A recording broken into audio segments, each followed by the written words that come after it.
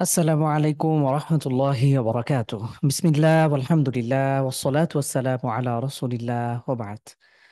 আলহামদুলিল্লাহ, যাবতীয় সকল প্রশংসা কেবল আল্লাহ সুবহানাহু ওয়া তাআলার জন্য। সালাত এবং সালাম বর্ষিত হোক বিশ্বনবী হযরত মুহাম্মদ সাল্লাল্লাহু আলাইহি ওয়াসাল্লামের প্রতি, তার পরিবার পরিজন এবং সকল সাহাবীদের প্রতি। আলহামদুলিল্লাহ, প্রিয় দিনী ভাই ও বোনেরা, আল্লাহ সুবহানাহু ওয়া তাআলার কাছে আমরা অসংখ্য কৃতজ্ঞতা নিবেদন করি, যিনি আমাদেরকে প্রতিদিনের ন্যায় আজকেও পবিত্র রমাদানের বরকতময় সময়ে আমাদের রমাদান উপলক্ষে ধারাবাহিক দার্স, আমাদের বিশেষ সিরা কোর্স এক নজরে সিরার আজকে শেষ ক্লাসে আমরা উপনীত হয়েছি। আলহামদুলিল্লাহ, আল্লাহ তাআলার কাছে শুকরিয়া আদায় করি, যিনি আমাদেরকে একটু একটু করে আজকের দিন পর্যন্ত আসার তৌফিক দান করেছেন। আমরা গত দার্সে কি কি বিষয় দেখেছিলাম? আল্লাহ রাসূল সাল্লাল্লাহু আলাইহি ওয়াসাল্লামের আহ যেই মোটামুটি চতুর্থ থেকে সপ্তম হিজরি পর্যন্ত আমরা বিভিন্ন বিষয়গুলো দেখার চেষ্টা করেছি। আপনাদের নিশ্চয় মনে আছে? অনুগ্রহ করে একটু জানাবেন ইনশাআল্লাহ, কে কোন দুই একটা ফায়দা বা দুই একটা পয়েন্ট আমরা উল্লেখ করতে পারি। আমরা কি কি টপিকগুলো দেখেছিলাম গত ক্লাসে?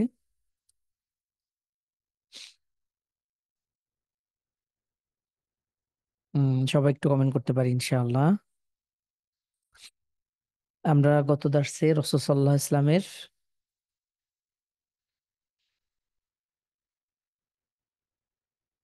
মোটামুটি তৃতীয় হিজরি থেকে নিয়ে চতুর্থ হিজরি থেকে নিয়ে সপ্তম হিজরির উল্লেখযোগ্য ঘটনাগুলো আমরা দেখার চেষ্টা করেছি। আমার কথা কি সবাই শুনতে পাচ্ছেন? মাশাআল্লাহ, হ্যাঁ, একজন কথা ক্লিয়ার কিনা একটু জানাবেন। নাইম ইসলাম ভাই বলেছেন খন্দকের ঘটনা, হুদায়বিয়ার যুদ্ধ। মাশাআল্লাহ, খন্দকের, হ্যাঁ, খন্দক না, এটি হলো খন্দক। এটা হলো গজওয়াতুল আহজাব। এরপরে হুদায়বিয়ার সন্ধি সম্পর্কে আমরা দেখেছি। আলহামদুলিল্লাহ। আহ মাশাআল্লাহ, আর কারো কোনো পয়েন্ট আছে? আমরা বেশ কিছু যুদ্ধের ঘটনাও দেখেছি। তো আলহামদুলিল্লাহ, আহ যাই হোক, আমরা আজকে ইনশাআল্লাহ সপ্তম হিজরির পরবর্তী সময় থেকে খয়বারের যুদ্ধ, রোজা বাদশাদের চিঠি প্রেরণ, হ্যাঁ, মাশাআল্লাহ, হ্যাঁ, এই তো রাসূল সাল্লাল্লাহু আলাইহি ওয়াসাল্লাম হুদায়বিয়া সন্ধির পরে বিভিন্ন রাজা বাদশাদের কাছে তিনি চিঠি প্রেরণ করা শুরু করেন। আমরা সেগুলো দেখেছি আলহামদুলিল্লাহ। এবং দাওয়াতের নতুন ধারা শুরু হয়ে যায়। দিক বিদিক ইসলামের দাওয়াত, ইসলামের প্রচার প্রসার ছড়িয়ে যেতে শুরু করে। এরপরে গজওয়াতুল বনু কুরাইজা আমরা সেটাও দেখেছিলাম। তো আলহামদুলিল্লাহ, আমরা দেখেছি যে হুদাইবিয়া সন্ধিতে রাসূল সাল্লাল্লাহু আলাইহি সাল্লাম ওমরা করার পথে তিনি ওমরা করা ব্যতীতই তিনি ফিরে যান। হুদাইবিয়া সন্ধিতে পরবর্তী 10 বছরের জন্য যুদ্ধবিরতি চুক্তি করা হয় এবং পরের বছর রাসূল সাল্লাল্লাহু আলাইহি সাল্লাম চুক্তি মোতাবেক তিনি কাজা ওমরা আদায় করার প্রস্তুতি গ্রহণ করেন। তো যুদ্ধ, আমরা খয়বারের যুদ্ধ দেখেছিলাম।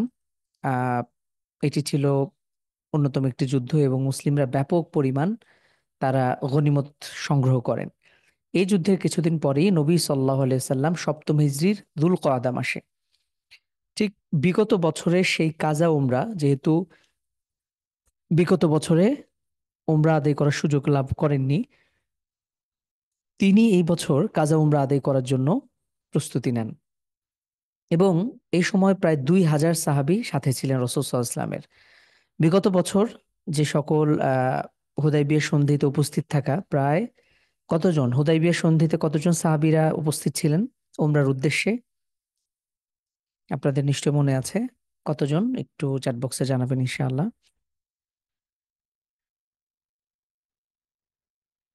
না, 300 জন না, 1400 জন। মুজাহিদ ভাই এবং অনন্যা বোন, রাশেদুল ইসলাম ভাই 1000 বলেছেন, না, 1400 জন, প্রায় 1500 সাহাবী। সেই সাহাবীদের মধ্যে যারা বেঁচে ছিলেন তাদেরকে সহ রাসূল সাল্লাল্লাহু আলাইহি ওয়াসাল্লাম প্রায় 2000 সাহাবী সহ তিনি রওনা দেন। এবং রাসূল সাল্লাল্লাহু আলাইহি ওয়াসাল্লাম সাথে তিনি কোরবানির জন্য 7টি তিনি উট নেন।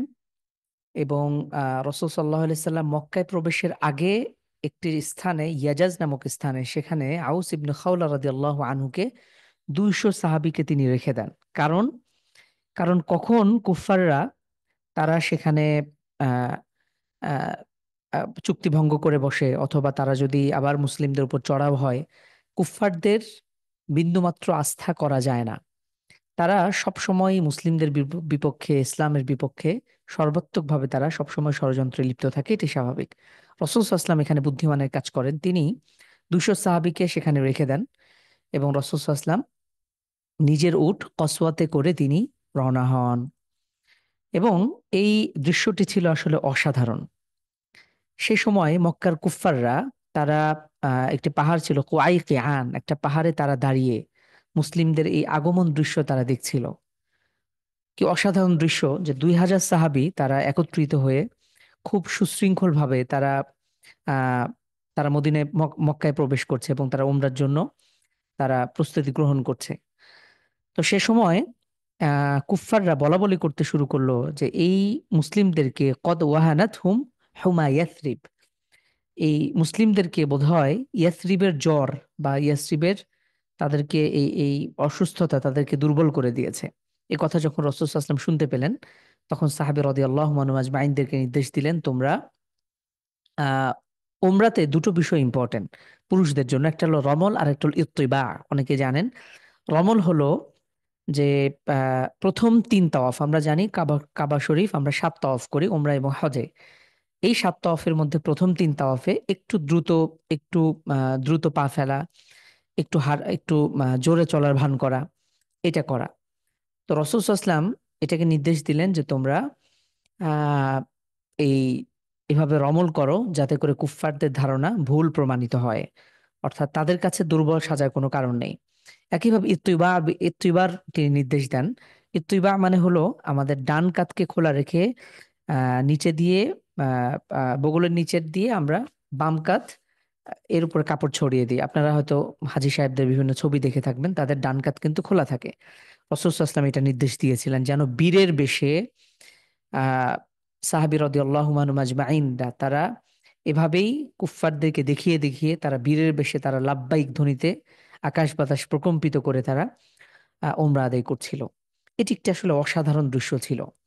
এই সময়টাতে আব্দুল্লাহ ইবনে রাওয়াহা রাদিয়াল্লাহু আনহু তিনি কবিতা আবৃত্তি করছিলেন, খল্লু বানিল কুফফারি আন সাবিলিহিল ইয়াউম নাদরিবকুম আলা তানজিলিহি দরবান ইউজিলুল হামা আন মাকিলিহি ওয়াইযহিলুল খালিল আন খালিলিহি। এই কবিতা যখন আবৃত্তি করছিল তখন ইবনে ওমর রাদিয়াল্লাহু আনহু তিনি সাবধান করে দিলেন যে হে রাওয়াহা, হে আব্দুল্লাহ ইবনে রাওয়াহা, তুমি সাবধান হয়ে যাও, তুমি তো আল্লাহ রসুলের সামনে আছো। তখন রাসূল সাল্লাল্লাহু আলাইহি ওয়াসাল্লাম তখন তাকে বললেন যে খল্লি আনহু, হে ওমর তুমি তাকে ছেড়ে দাও, কারণ তার কথা ফালাহিয়া আসরাউ ফিহি মিন নাদহিন নাবলি। এই আব্দুল্লাহ ইবনে রবাহার তার যে কবিতার তার এই যে কবিতার কথামালা, এটা কুফফারদের হৃদয়ে তীরের নিক্ষেপের চাইতেও যেন অধিক দ্রুততার সাথে আঘাত হানে। তো এখানে কবিতার অর্থ যদি আমরা একটু লক্ষ্য করি, রাসূল তিনি বলছিলেন, হে কাফিরের সন্তানরা, খল্লু বানিল কুফফার, হে কাফিরের সন্তানরা, তোমরা আন সাবিলিহিল ইয়াউম, আজকের দিনে তোমরা আল্লাহর পথ থেকে সরে দাঁড়াও। নাদরিবকুম আলা তানজিলিহি, আজকে তোমাদেরকে আমরা প্রহার করব, মারবো, শায়েস্তা করব কোরআনের উপরে। দরবান ইউজিলুল হামা আন মাকিলিহি, এমন মাইর দেব যাতে করে খুলিকে মাথা থেকে বিচ্ছিন্ন হয়ে যায়, মানে মাথা থেকে খুলি বিচ্ছিন্ন করে ফেলবো।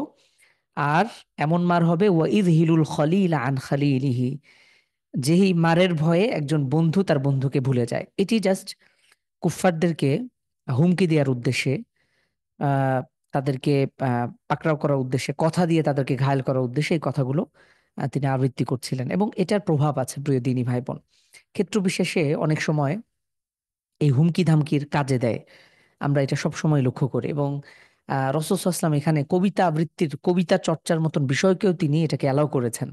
কেন? কাফেররা সে সময় নানাভাবে, এমনকি কবিতার মাধ্যমে, সাহিত্যের মাধ্যমে, গানের মাধ্যমে তারা ইসলাম এবং আল্লাহ রাসূল সাল্লাল্লাহু আলাইহি ওয়াসাল্লামের বিপক্ষে তারা কাজ করত।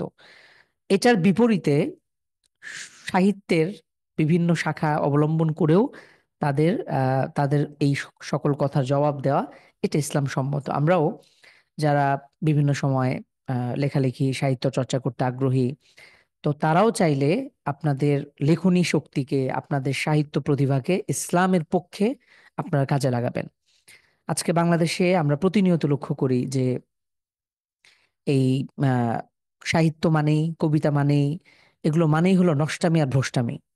কিন্তু আল্লাহ রসুল সাল্লামের আমরা এখানেই দেখতে পেলাম। এর এর এর আগে এরকম কিছু উদাহরণ গিয়েছে। আরবরা সে সময়, তারা যদিও প্রচন্ড অন্ধকারাচ্ছন্ন ছিল এবং তাদের মধ্যে বর্বরতা ছিল, এত সবের পরেও তাদের মধ্যে সাহিত্য চর্চার যেই গুণ, এটা তারা চালিয়ে গিয়েছে।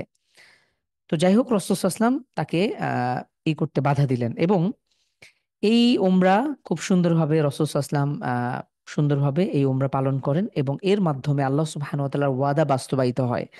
আমরা দেখেছি হুদাইবিয়া সন্ধিকে আল্লাহ সুবহানাহু ওয়া তাআলা সুস্পষ্ট বিজয় বলে অভিহিত করেছেন।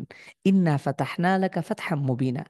ঠিক এর এক বছরের মাথায় রাসূল সাল্লাল্লাহু আলাইহি ওয়াসাল্লাম এই ২০০০ সাহাবীকে নিয়ে সেই মাতৃভূমি যেখান থেকে তিনি বিতাড়িত হয়েছিলেন, সেখানে তিনি বীরের বেশে প্রবেশ করে তিনি উমরা সম্পাদন করলেন। এবং আল্লাহ তাআলা ইরশাদ করেছেন, লাকাদ সাদাকাল্লাহু রাসূলাহু রুইয়া বিল হক। আল্লাহ তাআলা তার রাসূলের স্বপ্নকে সত্যে পরিণত করেছেন। লা তাদখুলুন্নাল মাসজিদাল হারাম, যে আল্লাহ চান তো অবশ্যই তোমরা মসজিদে হারামে প্রবেশ করবে আমিনিন, নিরাপদ অবস্থায়। মুহাল্লিকিনা রুউসাকুম, তোমাদের মাথাকে মুন্ডিত অবস্থায়, অর্থাৎ ওমরা করার পরে যে চুল ছাটিয়ে ফেলে অথবা যে নাড়ু করে, এটার কথা বলা হয়েছে, লা তাখাফুন। যাই হোক, কাজা উমরা আদায় করার পরেও বেশ কিছু সারিয়া সংগঠিত হয়। আমরা সেদিকে যাচ্ছি না। এরপরে রাসূল সাল্লাল্লাহু আলাইহি ওয়াসাল্লাম উমরাতুল কাদা করে ফিরে আসেন। আসার পরে অষ্টম হিজরির জুমাদাল উলা মাসে সারিয়া মুতা এই যুদ্ধটি সংঘটিত হয়। রাসূল সাল্লাল্লাহু আলাইহি ওয়াসাল্লাম এই এই মদিনা থেকে যখন তিনি ফিরে আসেন, রাসূল সাল্লাল্লাহু আলাইহি ওয়াসাল্লাম মদিনা থেকে আসার পরে তিনি এই এই জুমাদাল উলা মাসে এই অভিযানটা প্রেরণ করেন, এবং এটি ছিল খ্রিস্টানদের বিরুদ্ধে সর্বপ্রথম লড়াই। সর্বপ্রথম সশস্ত্র লড়াই ছিল এই মুতার যুদ্ধ। এটি ছিল খ্রিস্টানদের বিরুদ্ধে সর্বপ্রথম লড়াই। তো রাসূল সাল্লাল্লাহু আলাইহি ওয়াসাল্লাম, এখানে আমরা যদি দেখি, আমার রাসূল সাল্লাল্লাহু আলাইহি ওয়াসাল্লাম ফি গজওয়াতি মুতা, এই গজওয়ার যুদ্ধে, এটা কিন্তু সারিয়া ছিল। এটি রাসূল সাল্লাল্লাহু আলাইহি ওয়াসাল্লাম নিজে যান নাই। হাদিসে এটাকে গজওয়া এবং সারিয়া দুটোকেই এক নামে অভিহিত করেছে যদিও, কিন্তু রাসূল সাল্লাল্লাহু আলাইহি ওয়াসাল্লাম এখানে নিজে যান নাই, তিনি বাহিনী প্রেরণ করেছিলেন। তো এখানে যায়েদ ইবনে হারিস, রাসূল সাল্লাল্লাহু আলাইহি ওয়াসাল্লাম যায়েদ ইবনে হারিস রাদিয়াল্লাহু আনহুকে তিনি এই ৩০০০ সেনাবাহিনী সহ তিনি প্রেরণ করেন, এবং সবচেয়ে অবাককর বিষয় হলো এই যুদ্ধে ৩০০০-এর বিপরীতে কুফফারদের পক্ষে ছিল ২ লক্ষ সাহাবী, ২ লক্ষ তাদের পক্ষে, অর্থাৎ ৩ লক্ষ ভার্সেস ৩০০০ ভার্সেস মুসলিমদের পক্ষে মাত্র ৩০০০ সেনাবাহিনী, আর কুফফারদের পক্ষে ২ লক্ষ। এত বিপুল পরিমাণ, আপনি চিন্তা করেন, এটা কি আমরা বর্তমান সময় চিন্তা করতে পারি? এটা অনেকেই চিন্তা করবে যে আমাদের প্রস্তুতি নাই, আমরা কেন কাফেরদের সাথে লড়াই করব, দরকার নাই, আগে প্রস্তুতি অর্জন করো। অথচ সাহাবী রাদিয়াল্লাহু আনহুম আজমাইন তারা বিন্দুমাত্র চিন্তা করেন নাই। তো রাসূল সাল্লাল্লাহু আলাইহি ওয়াসাল্লাম যায়েদ ইবনে হারিসা রাদিয়াল্লাহু আনহুর নেতৃত্বে ৩০০০ সেনাবাহিনীকে পাঠিয়ে দেন, এবং সবচেয়ে মর্মান্তিক বিষয় হলো একে একে ৩ জন সাহাবী রাদিয়াল্লাহু আনহুম তারা একের পর এক শহীদ হন। প্রথমে যায়েদ ইবনে হারিস রাদিয়াল্লাহু আনহুকে এই দায়িত্ব দেন, এবং রাসূল সাল্লাল্লাহু আলাইহি ওয়াসাল্লাম এটাও বলে দেন, ইন কুতিলা যায়েদ, যদি যায়েদ শহীদ হয়ে যায়, জাফর, জাফর রাদিয়াল্লাহু আনহু তিনি হবেন সেনাপতি। ও ইন কুতিলা জাফর, যদি জাফর রাদিয়াল্লাহু আনহু শহীদ হয়ে যান, আব্দুল্লাহ ইবনে রাওয়াহা, আব্দুল্লাহ ইবনে রাওয়াহা তিনিই হবেন সেনাপতি। قال عبد الله كنت فيهم في تلك الغزوة فالتمسنا جعفر بن أبي طالب فوجدناه في القتلى ووجدنا ما في جسده ৯৯ من طعنة ورمية। যখন জাফর রাদিয়াল্লাহু আনহু শহীদ হয়ে গেলেন, তখন তার শরীরে প্রায় ৯০টির বেশি তার তার শরীরে আহতের চিহ্ন খুঁজে পাওয়া গেল, তার শহীদী সেই শরীরের মধ্যে।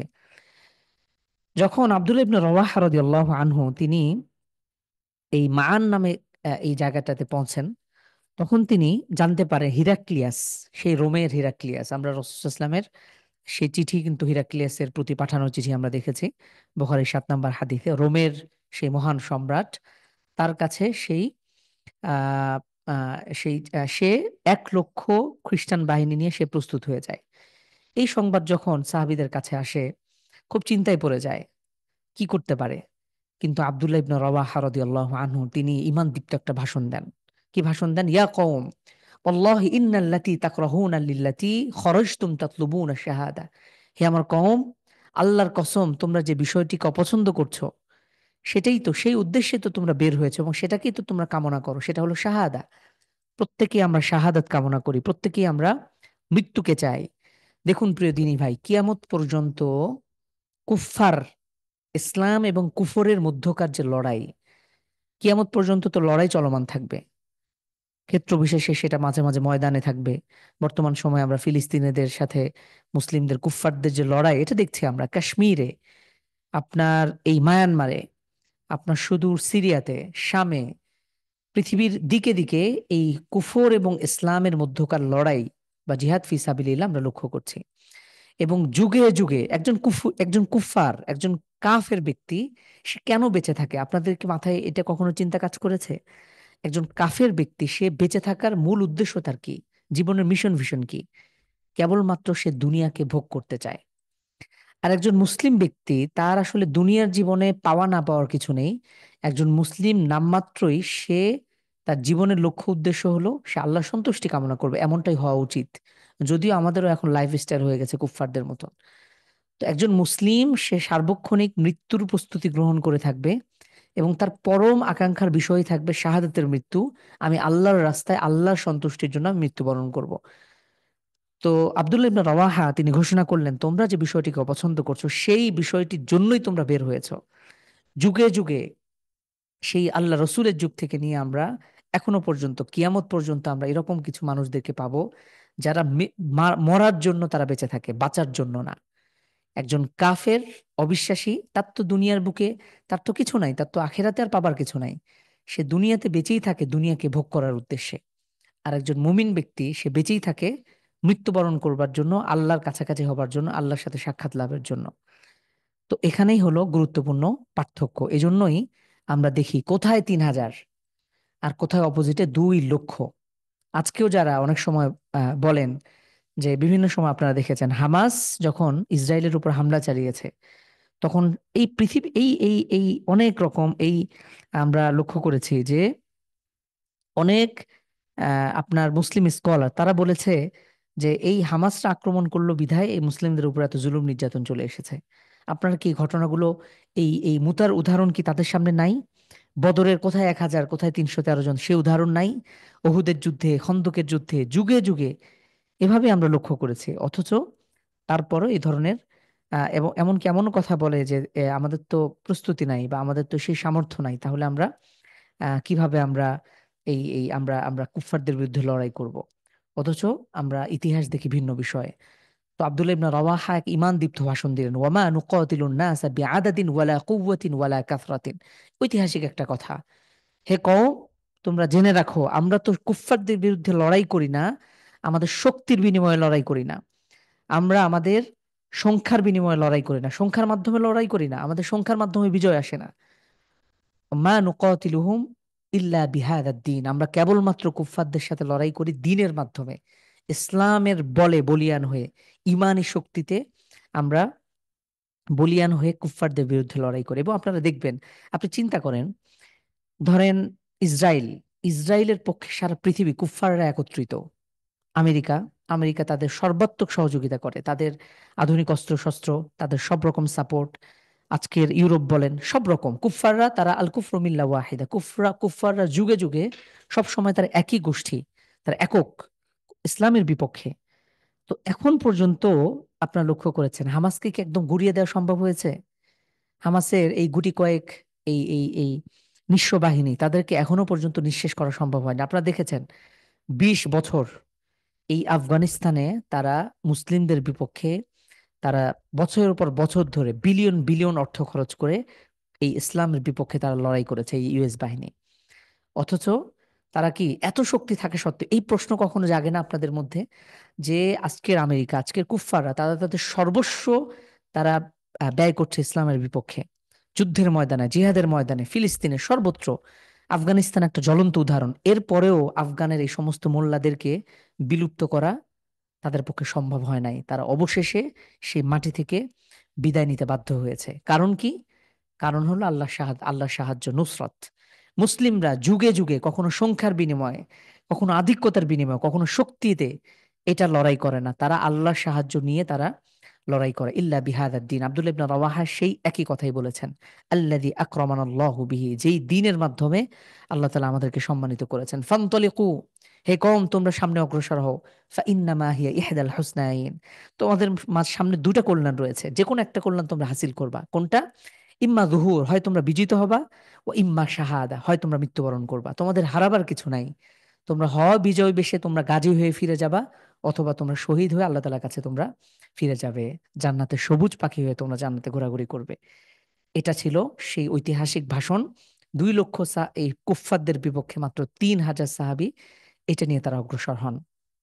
এবং এই যুদ্ধে আমরা যদি দেখি, জাফর ইবনে আবু তালেব রাদিয়াল্লাহু আনহু, তিনি তিনি প্রথমে তার ঘোড়া শহীদ হয়ে যায়। এরপরে তিনি মাটিতে দাঁড়িয়ে যুদ্ধ করছিলেন, এমন সময় তারা ডান হাত কেটে ফেলা হয়। তখন তার ঝান্ডা, জিহাদের ময়দানে মুসলিমদের পক্ষে পতাকা থাকতো, পতাকা।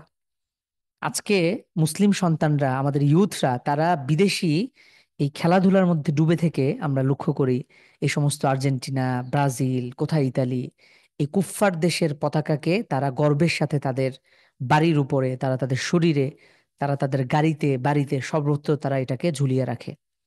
অথচ ইসলামের গৌরব হলো সাহাবী রাদিয়াল্লাহু আনহুম আজমাইন ইসলামের পতাকাকে উচ্চকিত করে তুলবার জন্য তারা তাদের জীবনকে উৎসর্গ করেছে। জাফর ইবনে আবু তালেব, আপনারা উহুদের ঘটনাও দেখেছেন, যদি আমরা বিস্তারিত আলোচনা করার সুযোগ পাইনি। জাফর ইবনে আবু তালেব রাদিয়াল্লাহু আনহু, তার ডান হাত কেটে গিয়েছে। তিনি এখন যুদ্ধের পতাকা, ঝান্ডা কোথায় ধরবেন? তিনি বাম হাতে ধরেছেন। বাম হাত যখন কেটে ফেলা হলো, তখন তিনি বগলে করে এটাকে এভাবেই কষ্ট করে তিনি এটাকে ঝুলিয়ে রেখে তিনি করেছিলেন। এরপর যখন তিনি শহীদ হয়ে গেলেন, যুদ্ধের ময়দানে পতাকা যতক্ষণ উত্তোলন থাকে ততক্ষণ পর্যন্ত যে কোনো পক্ষের বাহিনী তারা লড়াই করবে, জিহাদ করবে। তখন শেষ আব্দুল্লাহ ইবনে রওয়াহা, তিনি এসে পতাকা নেন, তিনিও শহীদ হয়ে যান। এরপরে সর্বশেষ রাসূল সাল্লাল্লাহু আলাইহি ওয়াসাল্লাম তো এই তিনজনের নাম বলেছিলেন।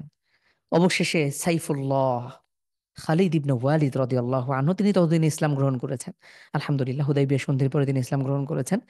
এই বিখ্যাত সেনাপতি কখনো জীবনে, তিনি যখন ইসলামের বিপক্ষে লড়াই করেছেন তখনও তিনি বিজয় হয়েছেন, যখন ইসলামের পক্ষে তিনি লড়াই করেছেন, যতগুলো যুদ্ধে তিনি লড়াই করেছেন সবগুলোতে তিনি বিজয় অর্জন করেছিলেন। সেই খালিদ ইবনে ওয়ালিদ রাদিয়াল্লাহু আনহু, তার অসাধারণ সেই বীরত্ব, তার কৃতিত্ব এবং তার যেই যুদ্ধের অসাধারণ লিডারশিপ স্কিল, এটা দিয়ে তিনি অল্প সময়ে তিনি বিজয় অর্জন করেন। এবং এই যুদ্ধে মুসলিমদের মধ্যে 12 জন শহীদ হয়। তো মুতার যুদ্ধ, এই যুদ্ধ আসলে খুব গুরুত্বপূর্ণ। রাসূল সাল্লাল্লাহু আলাইহি ওয়াসাল্লাম মদিনা থেকে তিনি কেঁদে কেঁদে তিনি বলেছিলেন, বুখারীর হাদিস, হাত্তা আখাযা রায়া সাইফুম মিন সুয়ুফিল্লাহ, যখন একে একে এই 3 জন সাহাবী শহীদ হয়ে যান, আল্লাহ রাসূল সাল্লাল্লাহু আলাইহি ওয়াসাল্লাম কান্না কান্না কান্না সিক্ত কণ্ঠে তিনি বলেন যে এখন এই যুদ্ধের যে ঝান্ডা, এটা সাইফুম মিন সুয়ুফিল্লাহ, আল্লাহর তরবারি। খালিদ ইবনে ওয়ালিদকে আল্লাহ রাসূল সাল্লাল্লাহু আলাইহি ওয়াসাল্লাম আল্লাহর তরবারি হিসেবে অভিহিত করেছিলেন। হাত্তা ফাতাহাল্লাহু আলাইহিম, তার মাধ্যমে বিজয় দিয়েছেন। তো যাই হোক, প্রিয় দিনী ভাই এবং বোন, এবং রাসূল সাল্লাল্লাহু আলাইহি সাল্লাম এই শহীদদের ব্যাপারে খোঁজ খবর নেন, এবং মুতার যুদ্ধেও যারা শহীদ হয়েছেন, এবং এই যুদ্ধের গুরুত্ব অপরিসীম। সর্বপ্রথম এই মুসলিম বাহিনী তারা খ্রিস্টান বিশ্বের ব্যাপারে তারা জিহাদ করে, এবং এটা দেখে পুরো বিশ্বব্যাপী এই খ্রিস্টান বিশ্ব তারা এটাতে মানে ভয় পেয়ে যায়।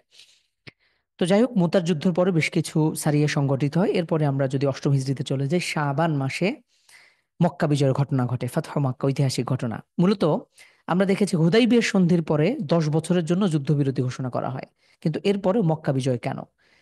এখানে একটি ঘটনা হলো, বনু খুজাআ এবং বনু বকর গোত্র। বনু খুজাআ তারা মুসলিমদের সাথে তারা মিত্র চুক্তিতে আবদ্ধ ছিল, আর অন্যদিকে বনু বকর তারা কুরাইশদের সাথে তারা মিত্র চুক্তিতে আবদ্ধ ছিল। তো এই দুই গোত্রের মধ্যে আবার পুরনো শত্রুতা ছিল। যখন তো এই বনু খুজাআ ওয়াতির নামে একটা ঝর্ণার পাশে তারা বসবাস করত। সে সময় আসলে এই ঝর্ণা কেন্দ্রিক বা পানির যেখানেই উৎস রয়েছে, তার আশেপাশে বিভিন্ন গোত্র বসবাস করত। তো এই বনু খুজার উপরে বনু বকর গোত্র তারা চুক্তি ভঙ্গ করে তারা তাদের উপরে অতর্কিত হামলা চালায়। তখন এই গোত্রের যে প্রধান, তিনি হলেন আমির বিন সালিম খুজাই। তিনি একটি দল নিয়ে আল্লাহ রাসূল সাল্লাল্লাহু আলাইহি ওয়াসাল্লামের কাছে আগমন করেন, এবং তিনি আল্লাহ রাসূল সাল্লাল্লাহু আলাইহি ওয়াসাল্লামের কাছে এসে কবিতার মাধ্যমে তিনি করুণ সুরে তিনি মর্মস্পর্শী এই বর্ণনা দিয়ে তিনি এই যুদ্ধের এই এই লড়াইয়ের বা এই অতর্কিত হামলার তিনি বিবরণ পেশ করে। যে ইন্না কুরাইশান আখলাফুকাল মাউইদা, হে রবি, হে রাসূল সাল্লাল্লাহু আলাইহি ওয়াসাল্লাম, কুরাইশরা আপনার সাথে কৃত ওয়াদা ভঙ্গ করেছে। ওয়ানা কদু মিসাকাল মুআক্কিদা, আর তারা আপনার যে কৃত অঙ্গীকার এটাকে তারা ভঙ্গ করেছে, আপনি তাদেরকে পাকড়াও করুন। রাসূল সাল্লাল্লাহু আলাইহি ওয়াসাল্লাম এই ওয়াদা ভঙ্গ করবার জন্য তখন তিনি মক্কা বিজয়ের প্রস্তুতি নেন, এই শায়েস্তা করবার জন্য। তো আলহামদুলিল্লাহ, এই চুক্তি ভঙ্গ করার ফলে একটা উপকার হয়েছে যে মক্কা বিজয়, মুসলিমদের এই বিজয় ত্বরান্বিত হয়েছে। রাসূল সাল্লাল্লাহু আলাইহি ওয়াসাল্লাম তখন 10,000 সাহাবীকে সঙ্গে করে নিয়ে তিনি মক্কার উদ্দেশ্যে বেরিয়ে যান, এবং এই সময়টাতে বিভিন্ন নমুসলিম গোত্র অংশগ্রহণ করেছিল। রাসূল সাল্লাল্লাহু আলাইহি ওয়াসাল্লাম যাবার পথে, সে সময় রমাদান মাসের এই যে সপ্তম রমাদান অথবা 8 রমাদানে তিনি বের হন, এবং বের হওয়ার পথে রাস্তার মধ্যে তিনি নিজে রোজা ভঙ্গ করেন এবং সাহাবীদেরকেও তিনি নির্দেশ দেন। তো অনেকেই ভঙ্গ করেছিল, অনেকে ভঙ্গ করেন নাই। তো আহ, আমরা তাহলে দেখতে পারি যে সফরের উদ্দেশ্যে সফর করলে এই রোজা ভঙ্গ করা যায়। তো আলহামদুলিল্লাহ, আমরা যদি সামনে যাই, একদিন পূর্বে যাত্রা বিরতি রাসূল সাল্লাল্লাহু আলাইহি ওয়াসাল্লাম, এখানে আমরা দেখতে মাররুদ জাহরান একটা এলাকায় রাসূল সাল্লাল্লাহু আলাইহি ওয়াসাল্লাম যাত্রা বিরতি দেন, এবং সেখানে গিয়ে তিনি অসাধারণ একটা কৌশল অবলম্বন করেন। তিনি সাহাবীদেরকে নির্দেশ দেন যে তোমরা যে 10,000 সাহাবী রয়েছে, প্রত্যেকে পৃথক পৃথক চুলা জ্বালাও রান্নার জন্য, যাতে করে পুরো উপত্যকাটা আলোয় আলোকিত হয়ে যায়, এবং এই দৃশ্য দেখে যেন কুফফাররা ভয় পেয়ে যায়। দেখুন রাসূল সাল্লাল্লাহু আলাইহি ওয়াসাল্লাম বিচক্ষণতা দেখুন, প্রিয় দিনী ভাই বোন। আল্লাহ রাসূল সাল্লাল্লাহু আলাইহি ওয়াসাল্লামের জীবনী এজন্যই পড়া উচিত। পৃথিবীর অন্যান্য ধর্মগুরু যারা আছে তাদের সাথে আমাদের দ্বীন ইসলামের মৌলিক পার্থক্য এখানেই। রাসূল সাল্লাল্লাহু আলাইহি ওয়াসাল্লাম সবকিছুর জন্য মৌলিক আদর্শ। সবকিছুর জন্য, আপনি কোথায় যাবেন, আপনি কোন প্রফেশনে আছেন, আপনি একজন সমাজের নিম্নতর একজন নাগরিক থেকে শুরু করে, ধরুন একজন রাস্তার ফকির, অথবা রাস্তার একজন ধরুন ঝাড়ুদার, অথবা ধরেন আরো নিম্নতর কোনো প্রফেশনের ব্যক্তি থেকে শুরু করে রাষ্ট্রের সর্বোচ্চ ব্যক্তি, রাষ্ট্র পরিচালক থেকে শুরু করে বিশ্ব লিডার, সবার জন্য রাসূল সাল্লাল্লাহু আলাইহি ওয়াসাল্লাম আদর্শ উসওয়াতুন হাসানা। এটাই বাস্তব। তো রাসূল সাল্লাল্লাহু আলাইহি ওয়াসাল্লাম এখানে আজকের বিশ্ব আমাদেরকে আসলে ইসলামটাকে, আপনারা দেখবেন যারা রাজনীতি করে বা যারা করে, তারা এটাকে বারবার অনেক সময় বলার চেষ্টা করে যে ধর্ম আর রাজনীতি আলাদা আলাদা জিনিস। এটা হলো পাশ্চাত্য একটা থিওরির অংশ। পাশ্চাত্য বিশ্ব তারা জানে, কুফফাররা ভালো করেই জানে, মুসলিমরা যদি তাদের 100% ইসলাম যদি তারা অনুসরণ করে, তাহলে এই কুফফারদের সারা পৃথিবীব্যাপী ইহুদি নাসারা কুফফার যত আছে, মুশরিক যারা আছে, তাদের 2 পয়সারও দাম নাই। তারা আজকে আমরা যদি মুসলিমদের ইতিহাস দেখি, তাহলে ইসলাম, যারা মুসলিমরা তারা কিভাবে জীবনযাপন করেছে, তাদের কি গৌরবোজ্জ্বল ইতিহাস ছিল। আল্লাহ রাসূল সাল্লাল্লাহু আলাইহি ওয়াসাল্লাম ইসলামের পক্ষে আমাদের মুসলিমদেরকে কি অভাবনীয় গৌরবোজ্জ্বল ইতিহাস আমাদেরকে দিয়ে গিয়েছিলেন। আজকে আমরা গোলামের জাতিতে পরিণত হয়েছে কেন? আমরা আমাদের ইসলামের মৌলিক জায়গা থেকে সরে আসার জন্য। রিসেন্টলি কালকে আমি একটা দেখলাম যে র্যান্ড কর্পোরেশন, আপনারা র্যান্ড কর্পোরেশন সম্পর্কে জানেন? আমেরিকার একটা তাদের গবেষণা আহ, প্রতিষ্ঠান রয়েছে সরকারি, র্যান্ড কর্পোরেশন। এই র্যান্ড কর্পোরেশন আপনারা যদি সার্চ দেন এটা পেয়ে যাবেন। এই র্যান্ড কর্পোরেশন তারা ইসলাম এবং মুসলিম বিশ্ব নিয়ে গবেষণা করে, তাদের টাকা পয়সা খরচ করে, তাদের বিলিয়ন বিলিয়ন অর্থ ব্যয় করে ইসলাম এবং মুসলিম বিশ্ব নিয়ে গবেষণা করে, এবং তারা মুসলিমদেরকে 4টি ক্যাটাগরিতে ভাগ করেছে: ফান্ডামেন্টালিস্ট, মডারেট, সেকুলার। তো তাদের কাছে প্রথম 3 প্রকার, যারা ইসলামকে পূর্ণ মানে অথবা আধা আধা মানে অথবা ইসলামকে একটু একটু, তাদের কাছে কথা হলো সবাইকে সেকুলারে পরিণত করতে হবে। যারা মনে করে যে ধর্ম আলাদা, রাজনীতি আলাদা, অথবা ধর্ম ধর্মের জায়গা, আমি সবই করব, আমি ধর্মেরও অনুসরণ করব, আমি আমি নাটক সিনেমা অভিনয় করব। আপনারা অনেক অভিনেতা অভিনেত্রীদের দেখবেন যে তারা কি করে, তারা ধর্ম অনুসরণ করে, বলে আমি আজকে নামাজ পড়ে বের হয়েছি। নামাজ পড়ে আপনি কি কাজে বের হয়েছেন? তিনি সারাদিন অভিনয় করে নষ্টামি ভ্রষ্টামি করে আবার বাসায় এসে তিনি আবারও নামাজ পড়েছেন। এই নামাজের কি ফায়দা বলেন? এই সলাতের 2 পয়সারও মূল্য নাই। এটা হলো দিনের সাথে, আল্লাহর দিনের সাথে একটা ঠাট্টা এবং মশকারি করা। তো এই শ্রেণীটা সেকুলার। তো এই আমেরিকার কি ঠেকা পড়ছে, আপনি চিন্তা করেন যে তারা ইসলাম এবং মুসলিম বিশ্ব নিয়ে গবেষণা করবে। কারণ কারণ হলো এখানে, আজকে যদি মুসলিম বিশ্বের মানুষ, আজকে আমরা যদি ইসলামকে 100% অনুসরণ করতাম, আজকের আমেরিকা বলি আর আজকে যাই বলি না কেন, তাদের 2 পয়সারও পৃথিবীতে ভ্যালু থাকতো না। পুরো পৃথিবী রাজ করতো ইসলাম। আজকে অনেকেই এই ন্যারেটিভ গুলো প্রতিষ্ঠা করা হয়েছে যে ইসলাম মানেই হলো এটা ব্যাকডেটেড, ইসলাম মানেই হলো এই এই এরা কিছু বোঝে না, ইসলাম মানে হলো পশ্চাৎপদ একটা জাতি। এগুলোই তৈরি করা হয়েছে, এবং পাশ্চাত্য বিশ্বে এমন অনেকেই আছে যারা তাদের, আমি এমন কষ্টের বিষয় হলো অনেকে আসে, আমরা দেখি হজমরায় পশ্চিমা বিশ্ব থেকে আসে, মুসলিম তার নাম চেঞ্জ করেছে, নাম চেঞ্জ করে একটু আধুনিক কিছু জেইন টেইন টাইপের, ম্যাকট্যাক টাইপের নাম তার নামের শুরুতে লাগিয়েছে। যদি জিজ্ঞেস করা হয় কেন এই নাম দিয়েছেন, বলে একটু নাম, কুফার, তার কুফার দেশে থাকে, ইউরোপ দেশে থাকে, তো ইউরোপ আমেরিকার মতন দেশে, তো সেখানে নাম যখন মুসলিম হয় তখন এটার জন্য, এটা যেন তার জন্য লজ্জার বিষয় একটা হয়ে দাঁড়িয়েছে। এই হলো আফসোসের বিষয়। তো যাই হোক, রাসূল সাল্লাল্লাহু আলাইহি ওয়াসাল্লাম যখন তিনি এখানে গেলেন তখন তিনি এই বিশেষ হিকমা অবলম্বন করেন।